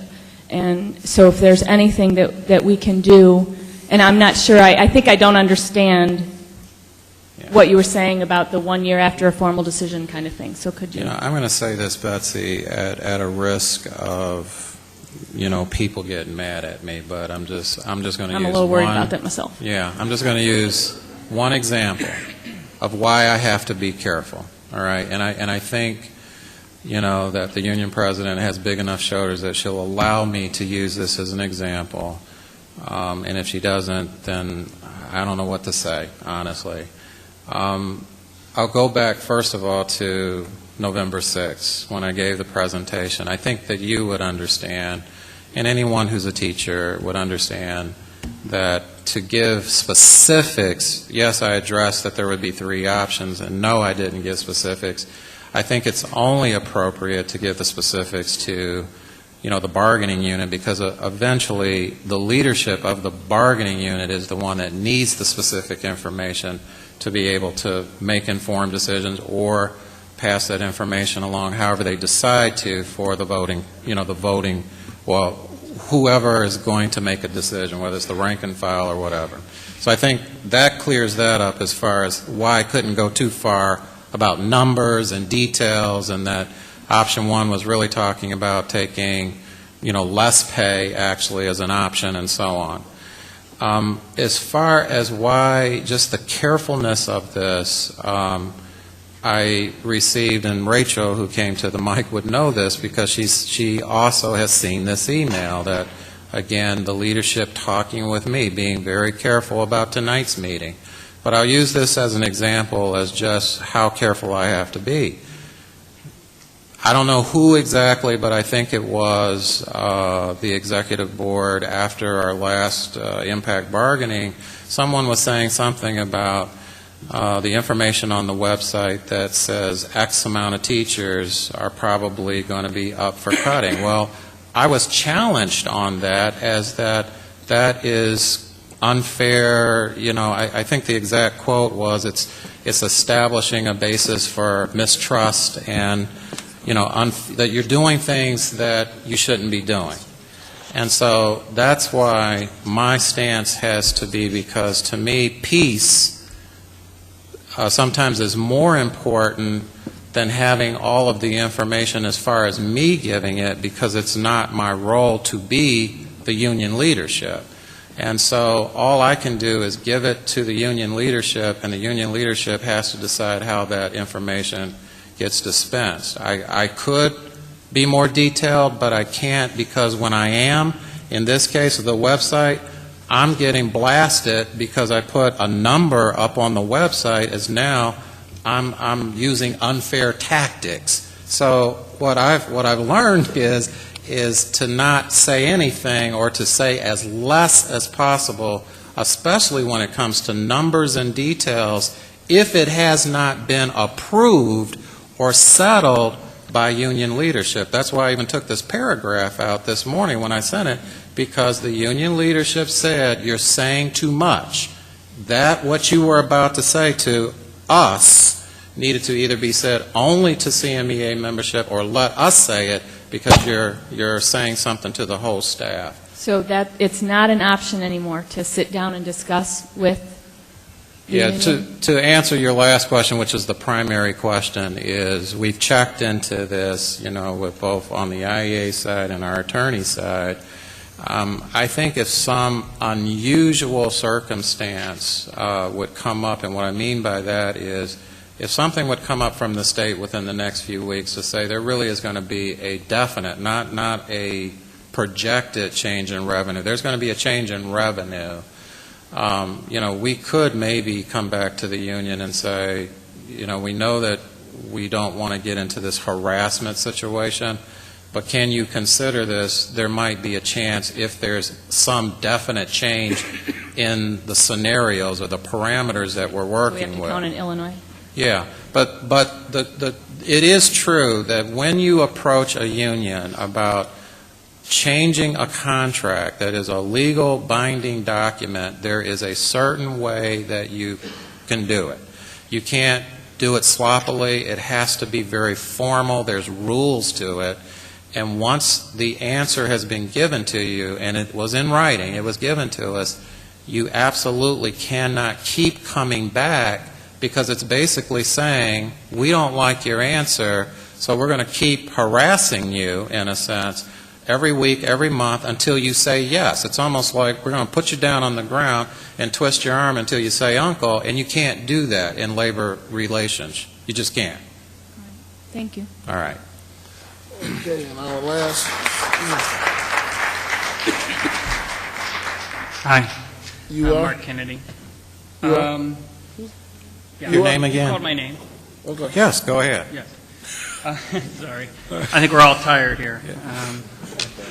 At least I am. And seeing you with the beard is a little different, too. Oh, you haven't? Yes. Well, I have, some of you know, I have 3 kids, a 6-year-old, a 13-year-old, and a 15-year-old in the district. We're very invested in this school district, in this part of Chicagoland. And I've seen my kids grow up. I was there when we sat in front of the board and people came up and for the referendum, and people leaned on the podium and spent a lot of time talking about why they weren't going to vote for it. And essentially they cut their nose off to spite their face. And I know I'm preaching to the choir because everybody here, I would suspect, most likely voted for it because otherwise you wouldn't be this invested. So I think it's important for us, the next time something like this comes around, that we reach beyond the choir and we try to get other people out there to vote for these referendums so we don't get into this situation. And if you don't like how we got there, if you don't think that we should be spending that money because maybe the school board didn't do something right, vote for the referendum and then vote them out of office. Okay? That's fair. But don't punish the kids. If you know what I mean? If you don't like it, I mean, a lot of these neighborhoods that everybody looks up at, Flossmoor and the others, they vote for those all the time. Okay, yeah, they have more money. But on the other hand, they also know that if you have a good school district that is strong, the people with money will bring their kids there. And the next time when we have referendums that say we're going to bring in a better tax base, you know, some industry and stuff, we voted that down too. Things that could bring in more income, you know, companies and stuff, and we vote that down too. I mean, we kind of get what we pay for. And I think it's time that we think big. I mean, I have to be frank, I've lived in a lot of different places, and I think, frankly, the south suburbs think small. We think small. We should not. The thing that is most discouraging to me about this is that my kids, and I hear them say, and they seem so discouraged. Yes, I'm upset that that they might lose band because that's been a major force in their life. All these other programs, but what really hurts is when you see a kid say, or act like, oh, my possibilities in life are cut short. This is not, my possibilities are ended. And I want to challenge everybody here that these are the moments that are defining us as a community. And rather than everybody kind of hanging our heads down and getting depressed about it, which we all will be for a while, and hopefully things will be different, but that we take this as a challenge and don't let it get you totally down to the point where you don't stand up and get active. And if we have to, vote them all out.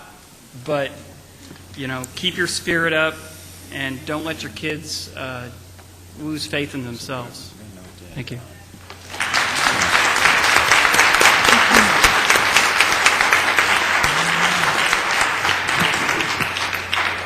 Go ahead, Mike. Mark?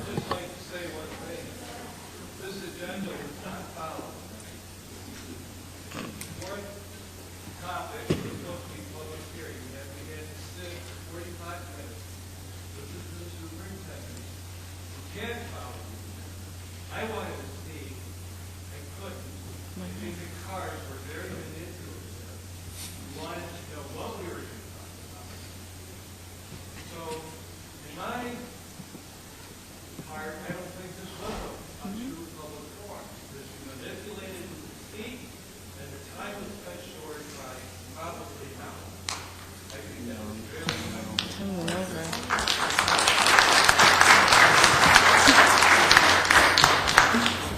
Well,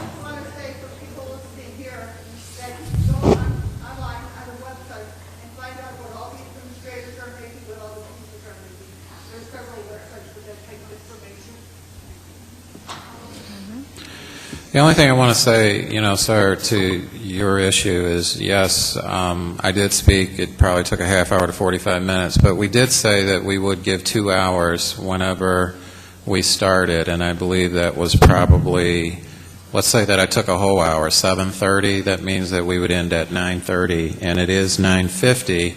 And we also told the community that we would not be able to probably get to everyone tonight, and that's why we wanted to have another forum like this where there's nothing else on the agenda other than public comment, which is March 8th. So again, I think that we tried to stay as true as possible to the amount of time that we were going to allow. As far as the cards, I think that we tried to get to, I don't know if there's any cards that weren't gotten to, but if there are, and there may be some, we did say that we would have another opportunity like this where all we're going to do, there's no other business to take care of. All it is to listen to our public, and that will be March 8th.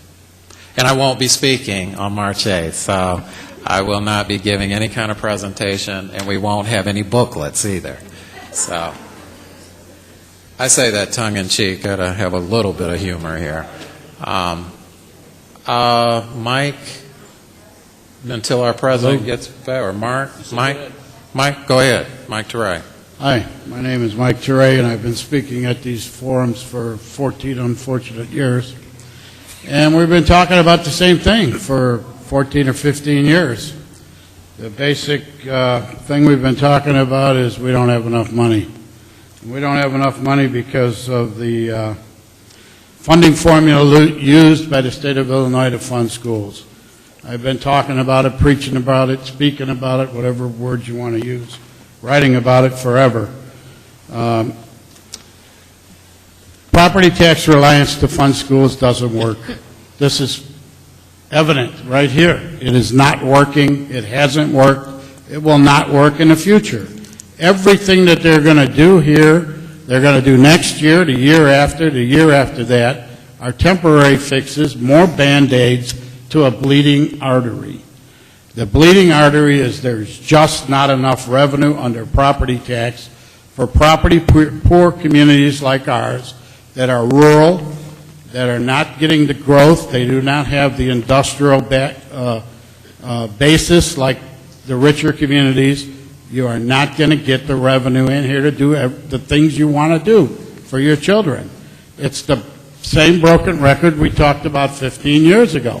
Different school board, different faces, different superintendent, same problem.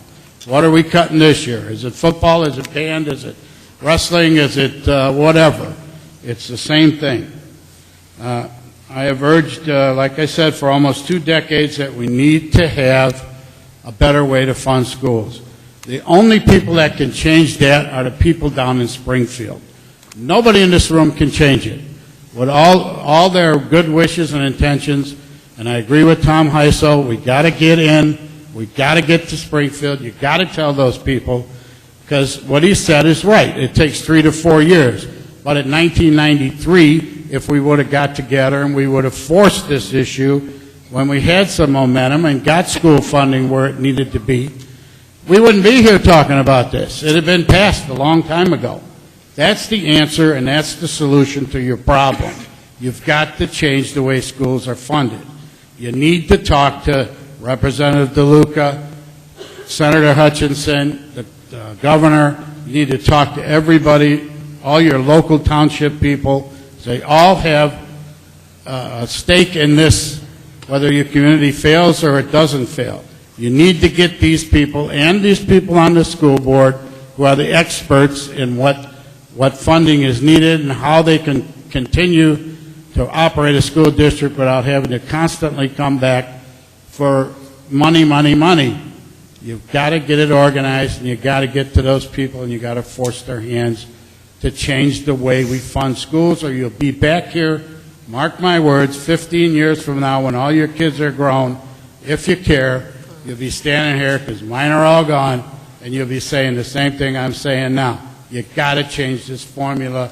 You've got to get those people in Springfield to do it, and you've got to get them to hear your voice. Thank you.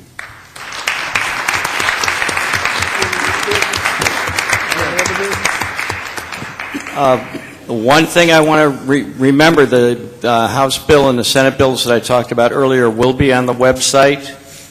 Contact State Representative DeLuca, State Representative Lori Dugan, tell them to support those House bills. State Senator Toy Hutchinson, tell her to support the other one, and write the governor about the budget. All right? And if you really want to take a stab at hitting a power broker, write the Speaker of the House, Mike Madigan, and tell him it's time to change the formula. Thank you.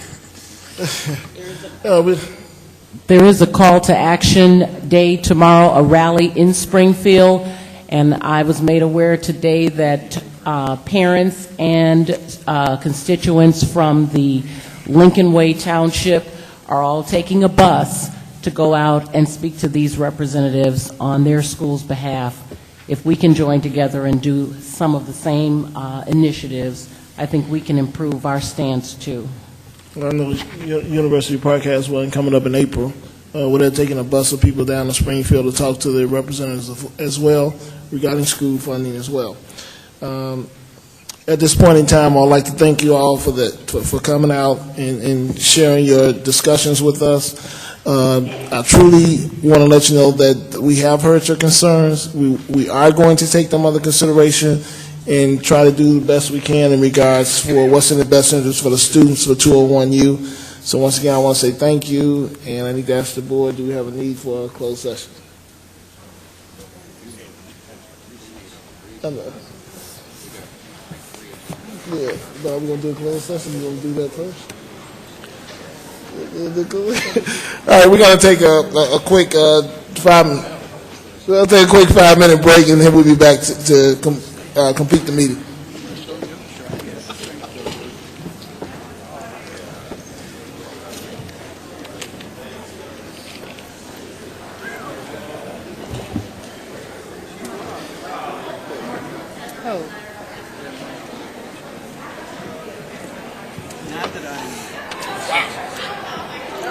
You like that? Yeah, I wanted to. How are you? Make your hair.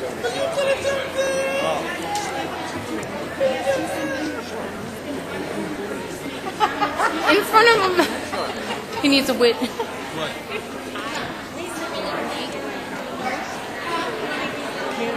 do it any other way. It's just something I have shirt the whole time.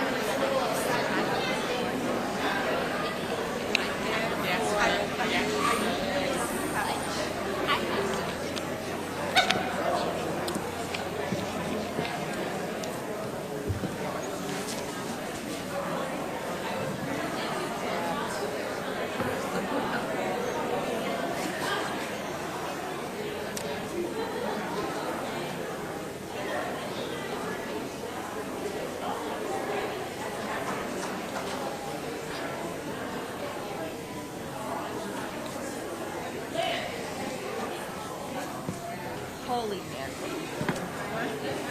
My knees hurt.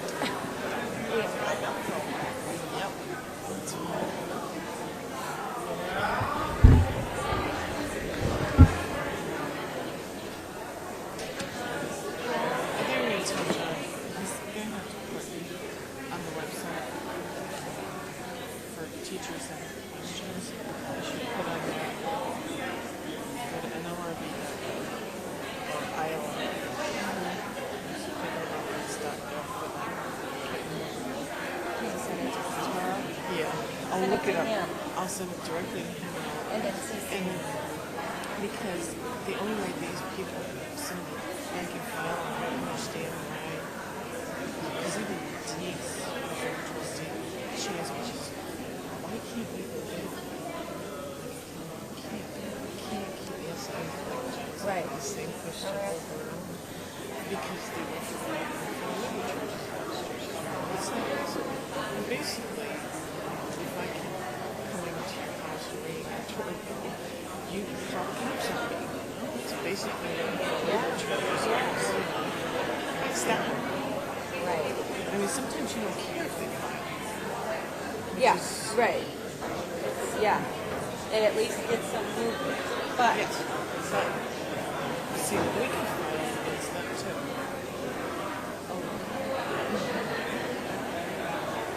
So if we find out something that they aren't following, they told us this.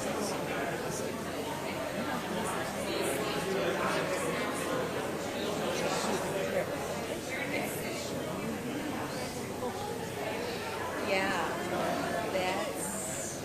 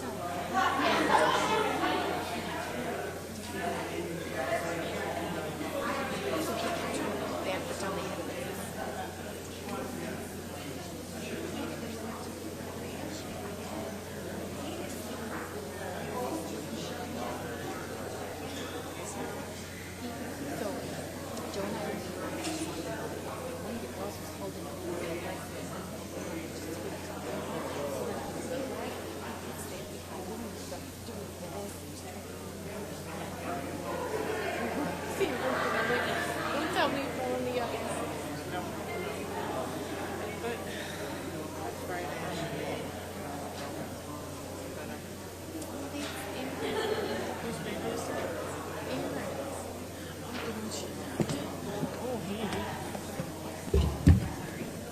Trip you. Okay.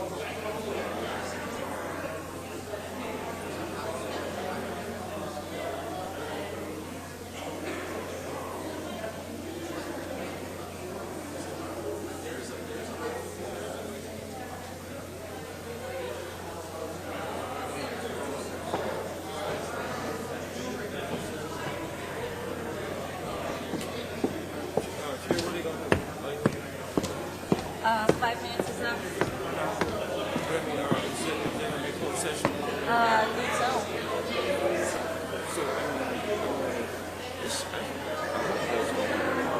What? I don't think so, George.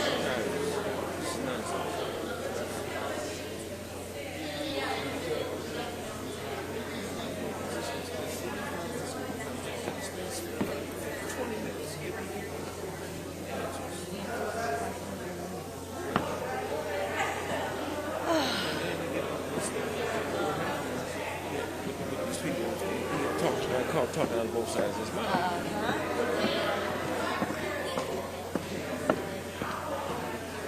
Yes, he did.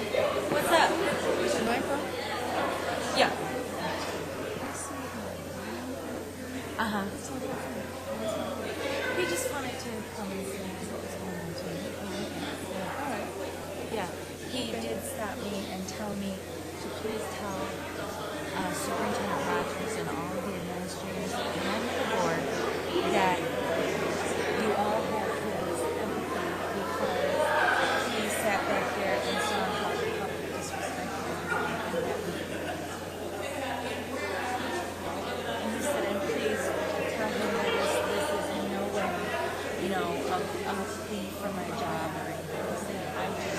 He said it just breaks my heart to see how everyone was disrespecting you. And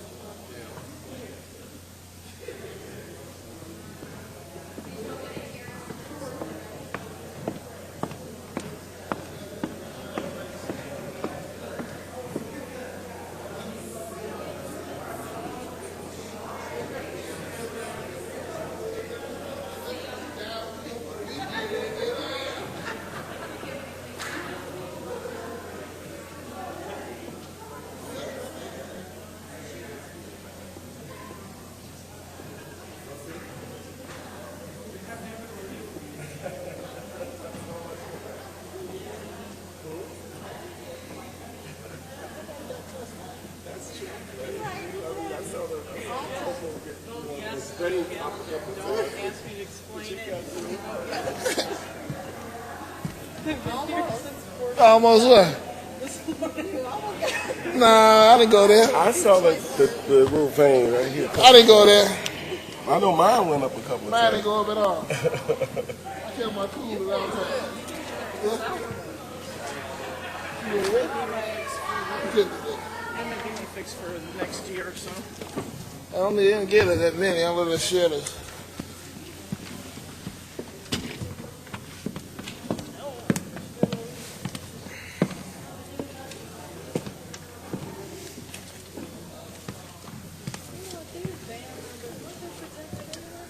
Well, they what? They were protected. What, the numbers?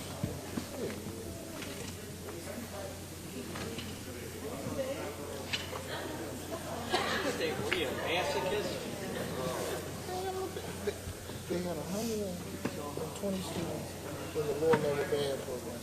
As you go up, it gets split. They only got 60 kids in the program. It's smaller. So I asked the parents, can you tell me why the numbers are shrinking as they move up in the ranks, where they have other opportunities at the high school? That was their response.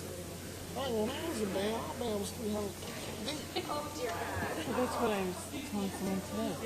If they had 200 kids, it would be an issue. The cost would be way down. Yeah, because that would show me that there's a lot of people that really want to be in it. If you've got 60, 70 kids, there's no...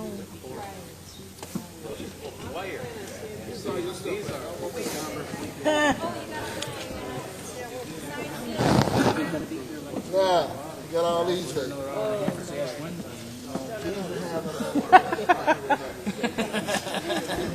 Damn, I can't have breakfast for dinner. I came here tonight to ask the board. And then how about all these things? Are these all signed, sealed, and delivered? I was going to sleep on them, but we almost through with them. Oh, okay. The young man. We got this part. We got this part done. Terry, you don't have any. Yes, I do. Legal.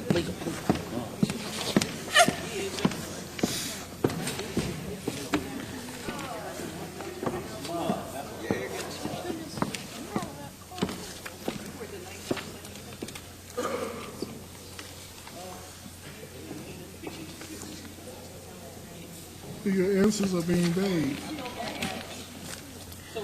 What do you want? Tell you a story?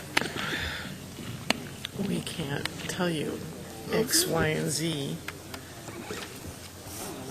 But, all right, I guess we'll do roll call at 10:23. We're all here.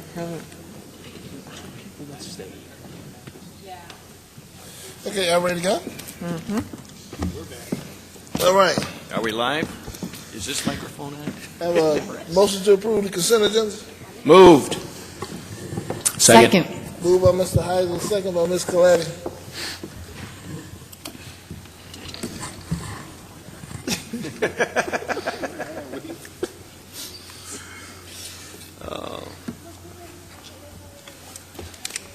Any questions on the consent agenda? No. All in favor? Aye. Aye. Huh? You got a roll call, you kids. Oh, I'm sorry. Roll call All right. consent agenda. Mrs. Coletti? Aye. Mrs. Hall? Mr. Heisel? Aye. Mr. Rose? Aye. Mrs. Sanders? Aye. Mr. President? Aye. And Secretary, aye. Okay, we have some action items. Did you want to acknowledge the donations? Yeah, we got a couple.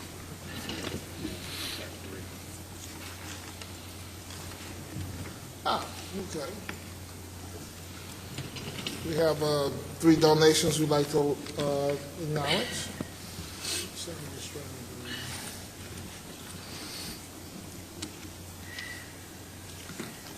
I'd like to thank Sergeant Stroud with the University Park Police Department for his effort with the first grade workshop. We would like to also thank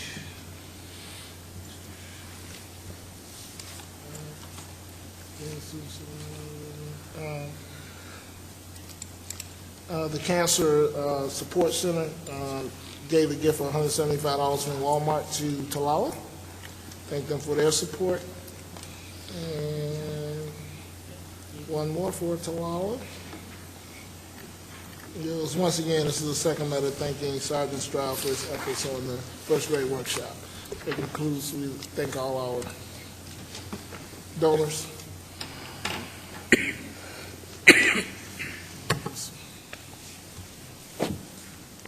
Is this over? It's closed. Okay, action items.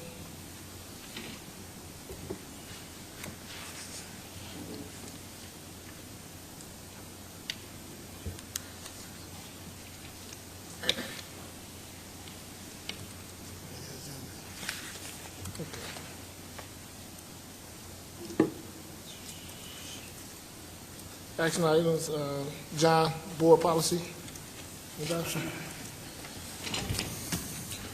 Our last special meeting of the board, it ended up being a full board meeting, I think it was February the 1st. And at that board meeting, we dealt with policy, committee was there, personnel issues, and finance. So policy was first.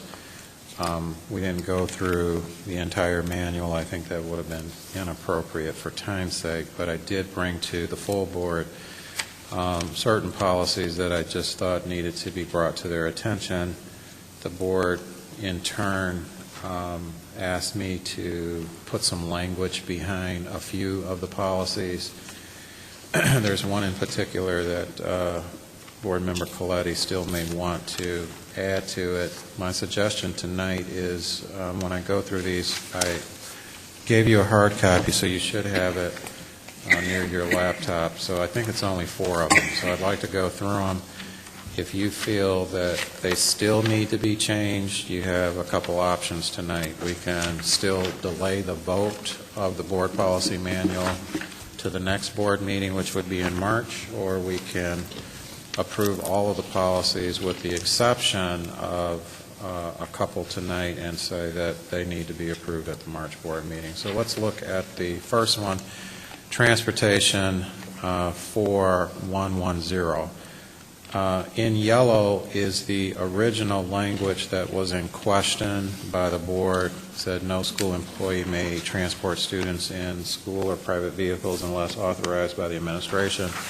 No parent may transport a student other than their own child for a school-sponsored event unless authorized by the administration and the legal guardian or guardians or parents who wish their children to be transported by their parents. If you turn the page, we changed that to read, no school employee may transport students in school or private vehicles unless authorized by the administration. I think that still needs to stand as far as employees transporting students unless it's authorized. Here's the issue, and again, you may not like it, that's fine, but then again, I would just say, you know, between Nancy, myself, and David, or one of the policy committee, we need to get it straight the way you want it. Parents of students in athletic programs, so now I'm not talking about any parent, I'm talking about parents who have students in athletic programs or clubs should not transport members of the team or club to a school-sponsored event, meaning the event that their child would be in their private vehicles unless authorized by the administration and the legal guardian or parent who wishes their child to be transported by other parents. In the case of an emergency, the school administration may authorize alternative means of transportation if deemed necessary for safety purposes. So what I mean by this is this. I still say, unless the board says that you do not feel that it's a liability issue, that if the scenario would be this, we're all on the tennis team and there's a tennis van, and for whatever reason I have a child on the tennis team. I don't want my child to take the van. I want to take my child to the event. That's fine, it's your child. But you cannot say to the coach well, I'm going to take so-and-so also with me, unless all we're saying is the administration needs to be informed that that's what you're doing, and we need to know that that parent knows that you're doing it. That's all we're saying. Because if that parent gets into an accident, and let's say, God forbid, the child dies, the first thing that other parent is going to say is, wait a minute, I thought my child was on the team bus. How all of a sudden did they get with Mrs. So-and-so? So that's why I think it needs a double verification. One, the administration needs to know that a parent is taking a child, and two, the administration needs to know that that parent gave permission for that child not to ride, in a sense, on the team bus or the team van. I think that's all we're trying to say here. So my only question is, what kind of documentation, aside from the policy, would this be in the school handbook? Yeah, I think where we're going to go, because we're revising the athletic handbook in particular, and we can come up with a form. I think that if this situation happens, there needs to be some sort of form that parents just need to be aware that, hey, if there's ever a situation where I'm giving my child permission to not take, in a sense, the quote-unquote team transportation medium, that I'm giving permission in writing to say it's okay. I would have to check with our attorney if something over the phone is acceptable. That's why I said in case of emergency, we should and can take the liability on. And what I was thinking about when that sentence was written was this. Let's just say that for whatever reason, you're stranded someplace and the bus breaks down, or a kid misses the transportation because they got sick. Now someone does have to take that child home. You can't get a hold of a parent. You tried to get a hold of them. No way you can get a hold. Now you got to make a decision. Do you leave the kid out here at 11 o'clock at night with no transportation because they missed the bus? There's someone here who can take them. I think the school needs to make the decision that we can make that decision in the case of an emergency to transport this kid, even if we weren't able to get a hold of the parent. And if something happens, the school board and us, the administration, needs to realize that liability then is on us, and we just hope, to God that nothing happens. But it's a prudent decision, because you also don't want to leave the child there stranded either. That's not prudent either. I think most schools don't even allow that. I've had events where they won't even let the parents transport the kids back and forth to school events. So then now you add in another parent, it may be a sticky situation. Because how can you verify that? Because somebody could say, well, you gave permission, and a grieving parent may say, no, I didn't. Right, and that's why I think it would have to be a form and in writing, because just to say, oh, yeah, I talked to Mrs. So-and-so, she said it's okay, that doesn't tell us anything. John, do we need to put the written part in the policy, the written authorization? We could put that in. And it also has to be clearly stated to coaches, because years ago my son got left out in the middle of a cornfield in Kankakee because the coach decided he could ride home with somebody else. And everybody got back here and no kid. And Nakia, what I would say about, I understand there are some, I do know of some school districts that don't even let the parent transport the kid, but my issue with that is, if I am the parent, this is my son. Don't tell me what I can do with my son. And that kind of sounds like the conversation I had with the coach. Right. Yeah, I mean, I'm not dealing with anyone else, other child, so please don't tell me that I can't transport my son to the game. Right. But in this district, actually, football, baseball, they do try to encourage the kids to go on the bus, because I've tried to get my son plenty of times, and they're like, can you just let him go on the bus? So, I think it would be easier for me to take him from Kankakee and bring him on home instead of coming all the way here and waiting, but at the same time, it keeps them, they feel, it seems that they're not liable that a kid didn't get left or there's some miscommunication. I think we need to at least have something in writing. Okay. Mayor? Sure. One of the things that we have done as, not by way of policy, but it's just as a common sense practice. There are some parents who meet their kids at a particular destination on a field trip. We are transporting them on a school-sponsored field trip or providing district transportation. One of the things that we've done that we should have as policy, and it should be written, that if, and going back to what you were saying, John, as a parent, taking a child somewhere, choosing to do so, is different than conversely allowing them to go on a school-sponsored field trip on a bus and then meet them there and want to pick them up and not let them take the bus back. We would always have them sign for that child so that we know that that parent picked that child up, and we did not deny them, but they signed for their child. And that's a liability issue. For instance, if we allow the child to go with the parent and we have no proof that they had any permission to take the child just because it was their biological child. Okay. I agree. So I think the one thing that we'll have to add in here is authorized in writing. All right. Okay, 615, the only thing that had to be added there, I told you, is that Title I had to be, for supplemental services, it had to say,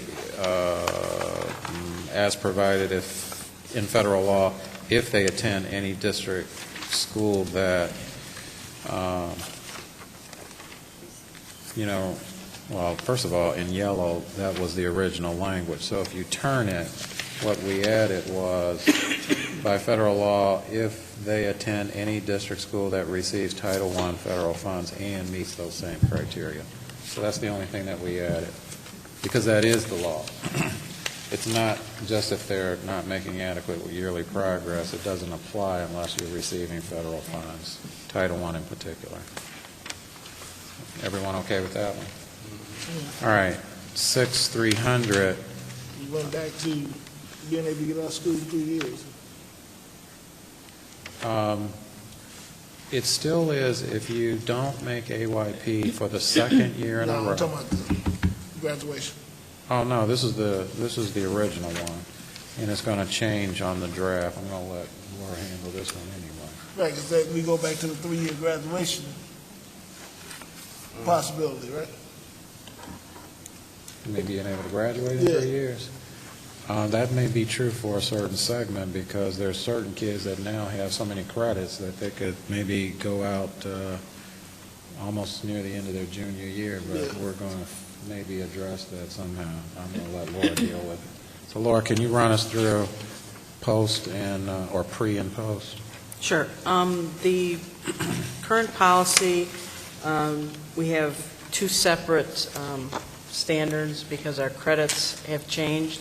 So for this current school year, it's a 22 credit graduation requirement, and based on what we have right now, which is the 7-period academic day, our graduation requirements were up to 24.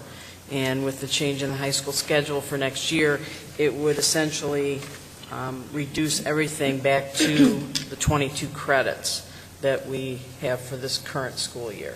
So on the second page, on the page that's marked draft, you see it's all condensed, and it's every school year from this year on. It will be 22 credits for graduation. And then what we did here is on the grade year class of criteria, we made an adjustment in, first of all, the number of credits you need to be a senior, because we had increased it to 17, and now we're reducing it to 16. But the other change is that we were much more explicit about what those credits needed to be in order to fulfill the graduation requirements that we have in math, science, social studies, and English. So you can see on the new one, once you get up to junior year is you have to have 2 in English, 2 in math, 1 in science, 1 in social studies. And then for senior year, you have to have 3 in English, 3 in math, 2 in science, and 2 in social studies. And that just keeps kids on track for graduation. That's good. Gold standard. One of the issues that I think is appropriate, going back to a request that Board Member Nakia Hall had about curriculum in particular, I did give that some thought, and I know what the board said as a whole, so I'm not going against the board, but what I am saying is that I sort of liked that last meeting we had where the different committees were together, and I think that sometimes there are some educational things that need to be put on the agenda for consideration for the whole board. One of them is this issue of placement status, because it has a lot of implications that is not appropriate to talk about tonight because of time constraints. It wouldn't give justice to the conversation. But there are some real things toward, again, making some benchmarks that need to be set with both staff and students, and then some of the other things that we're trying to put in place policy-wise with our unions, which I will tell you tonight in closed session that we may have some good news around some things around there, and then eventually parents, that this whole criteria for placement, especially for the senior, it on paper it looks innocent, 3 English, 3 math, who wouldn't do that? But it's not that simple, especially in math. Math seems to be the Achilles heel in our district, and so it just merits some discussion, and I want to have that discussion because I don't want board members shocked or surprised or blindsided by a policy that we're putting in place and then not maybe understanding what this really means when you roll it out as far as the implications of it. And I'm not saying it's a bad thing. I'm just saying we need to be clear about what we're approving here. I am saying I would want for you to approve it, but I'm just saying it deserves some conversation around our high school and around our graduation requirements. That's more of an in-depth conversation. So do we need to approve it before we have that in-depth conversation? Probably not. This is one that we could put on hold because it doesn't affect this year's graduates at all. I think as long as we get it approved before the school year, well, I would say for communication purposes, we need to have it approved for sure by April because we need to begin to communicate to our parents if it's going to be any kind of significant implications for them and their students, what those implications are. So this would be one that definitely, if we want to hold off another month or two, that's fine. Okay, 715 is about surveys. I'm not going to read the original information. I'm just going to tell you what was missing was the fact about informed consent and a couple other things that I told you was problematic about this language was too general. So if you turn the page, what I started out with is all surveys given to students should be approved by the superintendent or his or her designate prior to giving the survey. So that's the first line of defense right there. It's the superintendent or his or her designee will determine if the parent or guardian must provide written consent, because all of them don't require written consent if it's a survey that's done in-house and it's applicable to maybe some federal requirement prior to administering or distributing specific surveys to students. So again, I think it's the superintendent, minimally the curriculum office, that needs to look at them and determine what needs to, first of all, should it even be given to our students, and if it is, what type or level of consent or information needs to be given to parents. So that's the safety net, this first paragraph.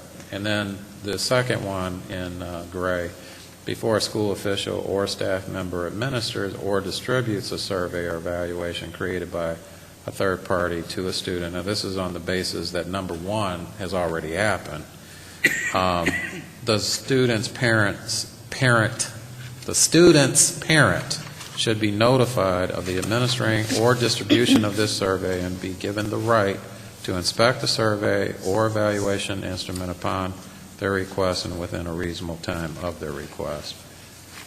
And actually, I could add a line, I'm just now thinking about it, they should also have the right of refusal to basically say, I don't want my child to participate in this survey. So I'll write that one down. They need to have the right of refusal.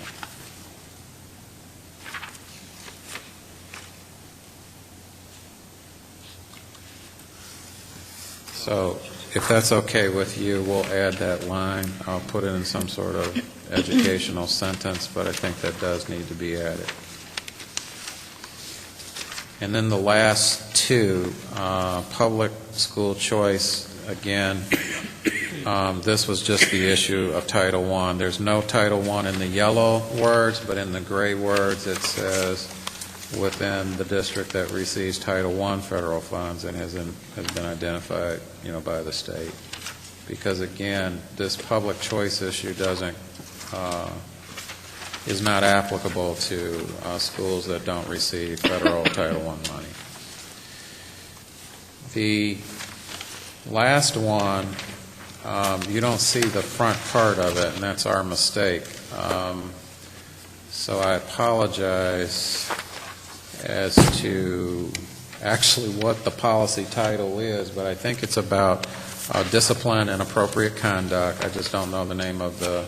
But this is the one where I think it was, again, Board Member Nakia Hall that stated, can we have something about sexual misconduct? So under 14, that was not listed as one of the offenses, and in the gray it's now listed as violating any criminal law, including but not limited to sexual misconduct, assault, battery, arson, theft, and so on. I think there were other things that were talked about, but we said there's other things here that do cover that. So things like Facebook and all of that is covered by some more general statements. Mainly 15 is the catch-all, the idea of engaging in activity on or off campus that interferes or disrupts with the school environment or school operations. What we're finding out here lately, unfortunately, is some of the last few scuffles or physical fights in our school, both at the middle school and at our high school, and George can verify this, have been started because of this Facebook foolishness. People are quote-unquote dissing people or threatening people on Facebook, and we have done the appropriate things. They have been suspended, especially if it got into a physical confrontation. But I do think internally we're going to have a discussion around the new electronic age and what do we do with this stuff on everything from YouTube to Facebook to MySpace to whatever other social network is out there. I mean, there's only so much manpower you can put into policing it, and I'm not saying that that should be our job to police it, but it's becoming more and more an issue as the years go on as far as what's going on. It's all in the news about sexting. My son, when he was in his last year, because he's only in his second year of college now, I can tell you a personal, well, I'm not going to go into detail, but he was a recipient of some foolishness that was sent to him. Young ladies taking pictures of themselves in very unbecoming ways. Let's just put it that way. So that stuff goes on, unfortunately, and somehow I think we're going to have to get a grip around.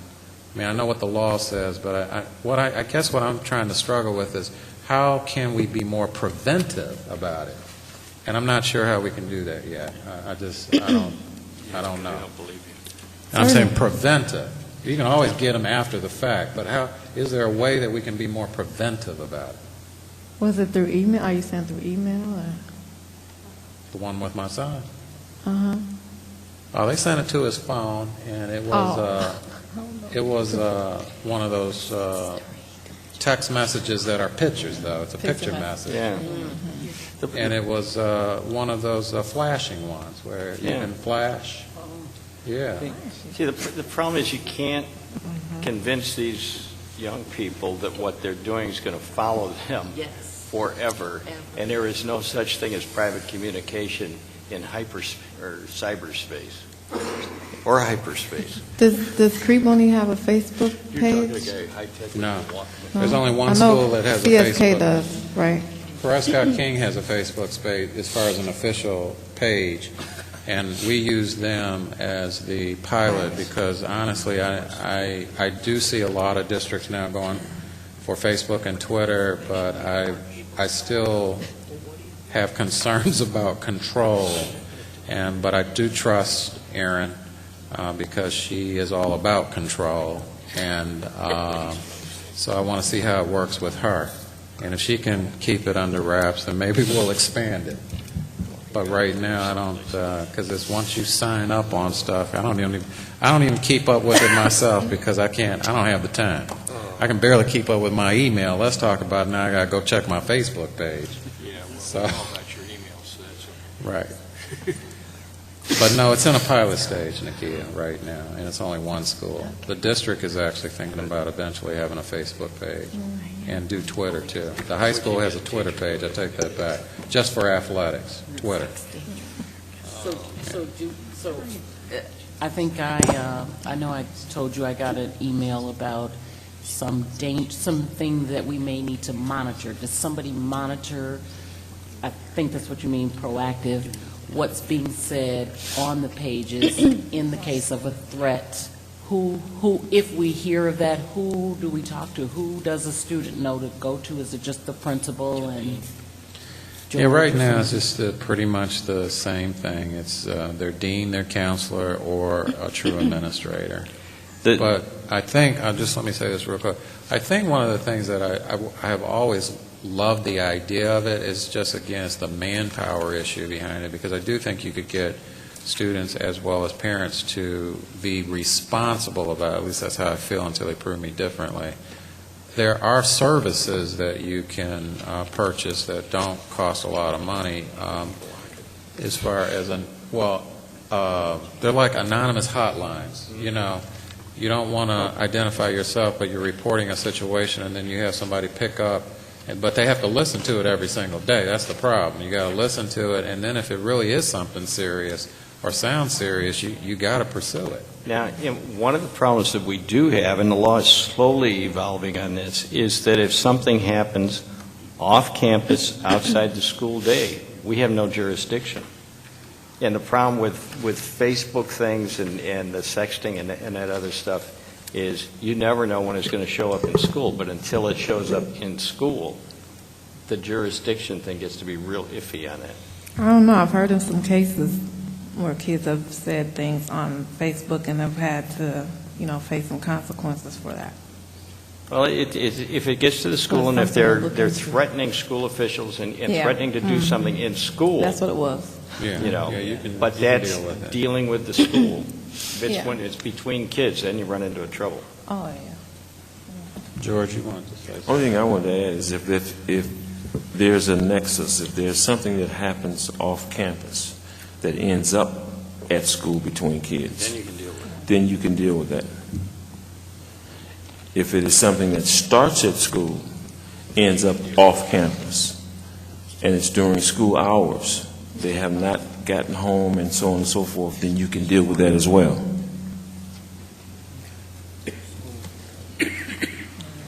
So in closing, my recommendation to the board, if it pleases them, is to approve the entire manual with the exception of one policy, and that's the graduation policy. To pull that out as non-approved for right now. The few that I said that I would, I think there was only one that I said I would change, and that's the survey one. I can add that line in, and I would hope that you would just trust that I'll add the line in. So it's based on, the approval is based on the changes that were suggested tonight, with the exception of graduation, because that needs to be pulled. I think we do need to have a conversation about that before we, I think you need to understand as a board that there's implications to this approval. Then I'll move that we approve the policy manual with the projected changes that John would make, with the exception of the graduation policy. I had a quick question about the survey, real quick. It says for, wrong one. about the superintendent approving a survey. What types of survey would that be? Actually, I think all surveys, period. I really mean that, all survey. If it's a survey, first of all, we give out surveys ourselves, and even that is, it does come by my office before it goes out to either our kids or to the public. Sometimes there's government surveys that have to be filled out that is attached to some sort of grant or funding. That's very rare, but it has happened. The main one that concerns me is outside institutions trying to come in and survey. If they want to survey our staff, those are adults, and that should still be approved. But I'm not concerned about an adult, because an adult can always turn it down and just say, you know what, I'm not filling this out, if it's for educational research or otherwise. It's about the kids to me. I don't think kids should be used as instruments for even educational research unless it's very scrutinized. First of all, it better be some worthwhile research. That's number one. And then number two, this whole thing about informed consent is critical. I don't think kids should be filling out anything if parents don't know about it. Thank you. I'll second Tom's motion. All right. Oh, okay. Roll call? Okay. Mrs. Hall? Aye. Mr. Heisel? Aye. Mr. Rose? Aye. Mrs. Sanders? Aye. Mrs. Coletti? Aye. Mr. President? Aye. And Secretary, aye. Okay. Business action resolution to issue tax anticipation warrants. Moved. Second. Moved by Mr. Aguilar, second Mr. Rose. Questions? Actually, that if we don't sell them, we're going to run out of money, so I think in order to avoid the possibility of not making payroll, we need to do it. And this is one that doesn't require public approval because you're not raising anyone's taxes. No. This is a vehicle that's a short-term note.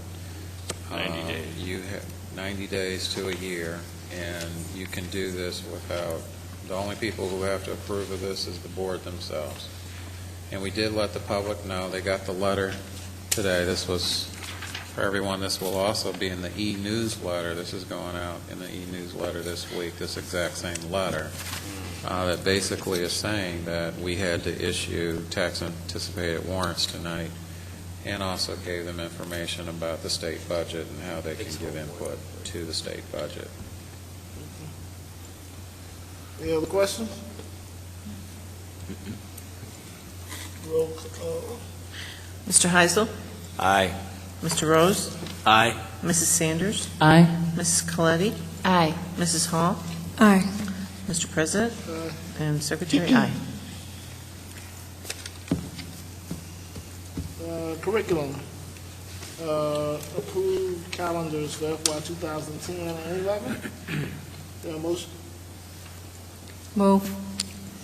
Second. Moved by Coletti, second by Heisel. Curriculum. I'm bringing to you tonight calendars for the next 2 school years, the 2010-2011 and 2011-2012. I took the information that you gave me back in December back to the calendar committee, and they asked us to look at the 2010-2011 calendar and consider a midweek winter break and put that back out to staff. So we did that, and that would be, so we had 2 choices for staff for that one, and a calendar B was approved by about 120 vote margin. We put it out to our entire staff. We had about 475 staff members that voted. And then for the 2011-2012 school year, we had 3 choices that were put out to staff. The difference in the 3 calendars was the start and end date. Everything else was exactly the same for the 3 choices. This was the one that we discussed where we had the the midweek winter break, and because third quarter ended so early, that we were going to look at the possibility for this year of going to a spring break around Good Friday and the week after. And of those three choices, calendar B was approved, again, by approximately 475 staff members. And so our recommendation is that the board approve calendar B for both school years.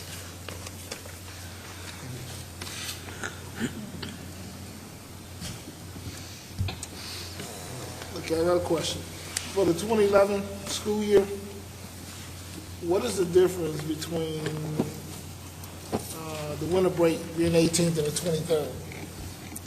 The 18th is on a Friday, and the 23rd is the, I believe it goes, we attend school through Wednesday of the following week.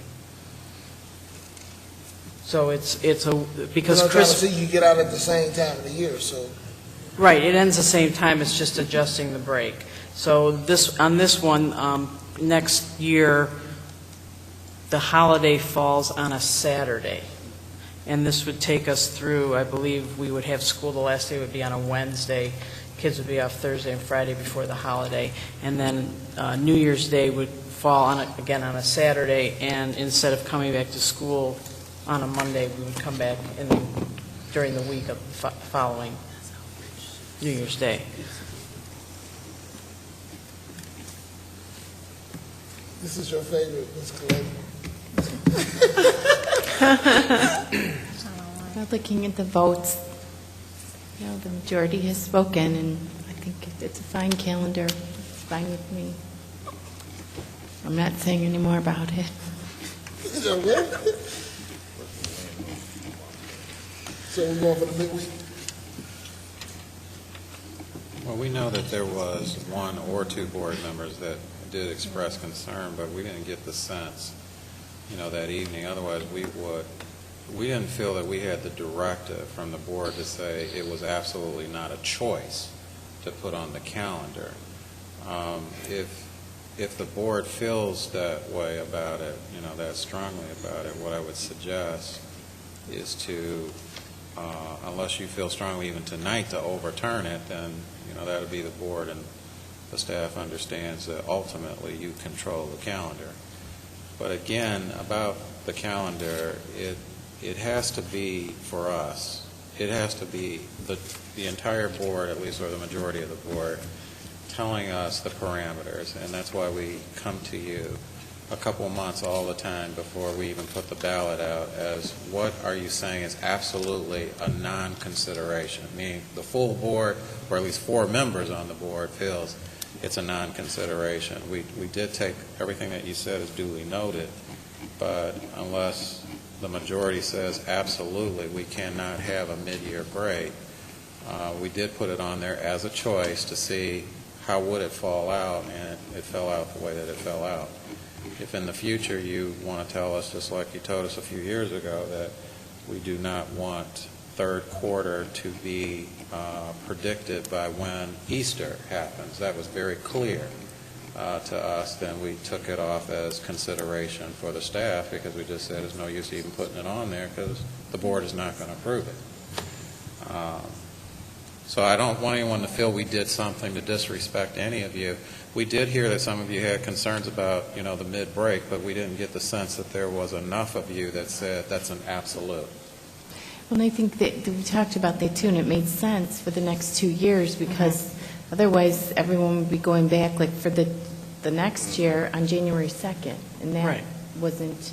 The following year, the Friday before it'll all work out. It'll be back on our normal cycle. Yeah. Go with these. Yeah, I don't have any questions. They're going to be under enough stress next year anyway. Give it to them. Okay. Any other questions? Makes that big of a difference. Roll call. Not spending money. The roll call will listen. Mr. Rose? Aye. Mrs. Sanders? Aye. Mrs. Coletti? Aye. Mrs. Hall?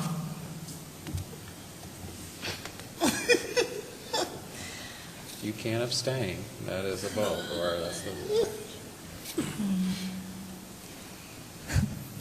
say no. Go ahead, just say no. Say what you believe. Nay. All right. Mr. Heisel? Aye. Mr. President? Aye.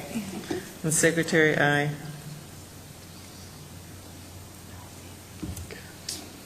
All right, we got a midweek calendar. Okay. Okay. All right. Any old business? Any new business? Any closed session? Yes, there's only one item in closed session. It's personnel, and I really don't need anyone as far as my cabinet to come to this. David and I talked about it, and we'll talk to the board, and it won't be long, hopefully, unless the board wants to. Motion to go to close? Moved. Okay, move. Colletti, second by Heisel. You want board package? Aye. Close. Okay. What? Oh, okay. Tony, if you want to join me at closed session, you can. Yeah, you feel free. You Feel can stay free. till midnight. Oh, okay, yeah, you can. Okay. All right. Yeah, well, we'll remember where this loyalty goes. Tony was in the discussion with me and David today, too, so.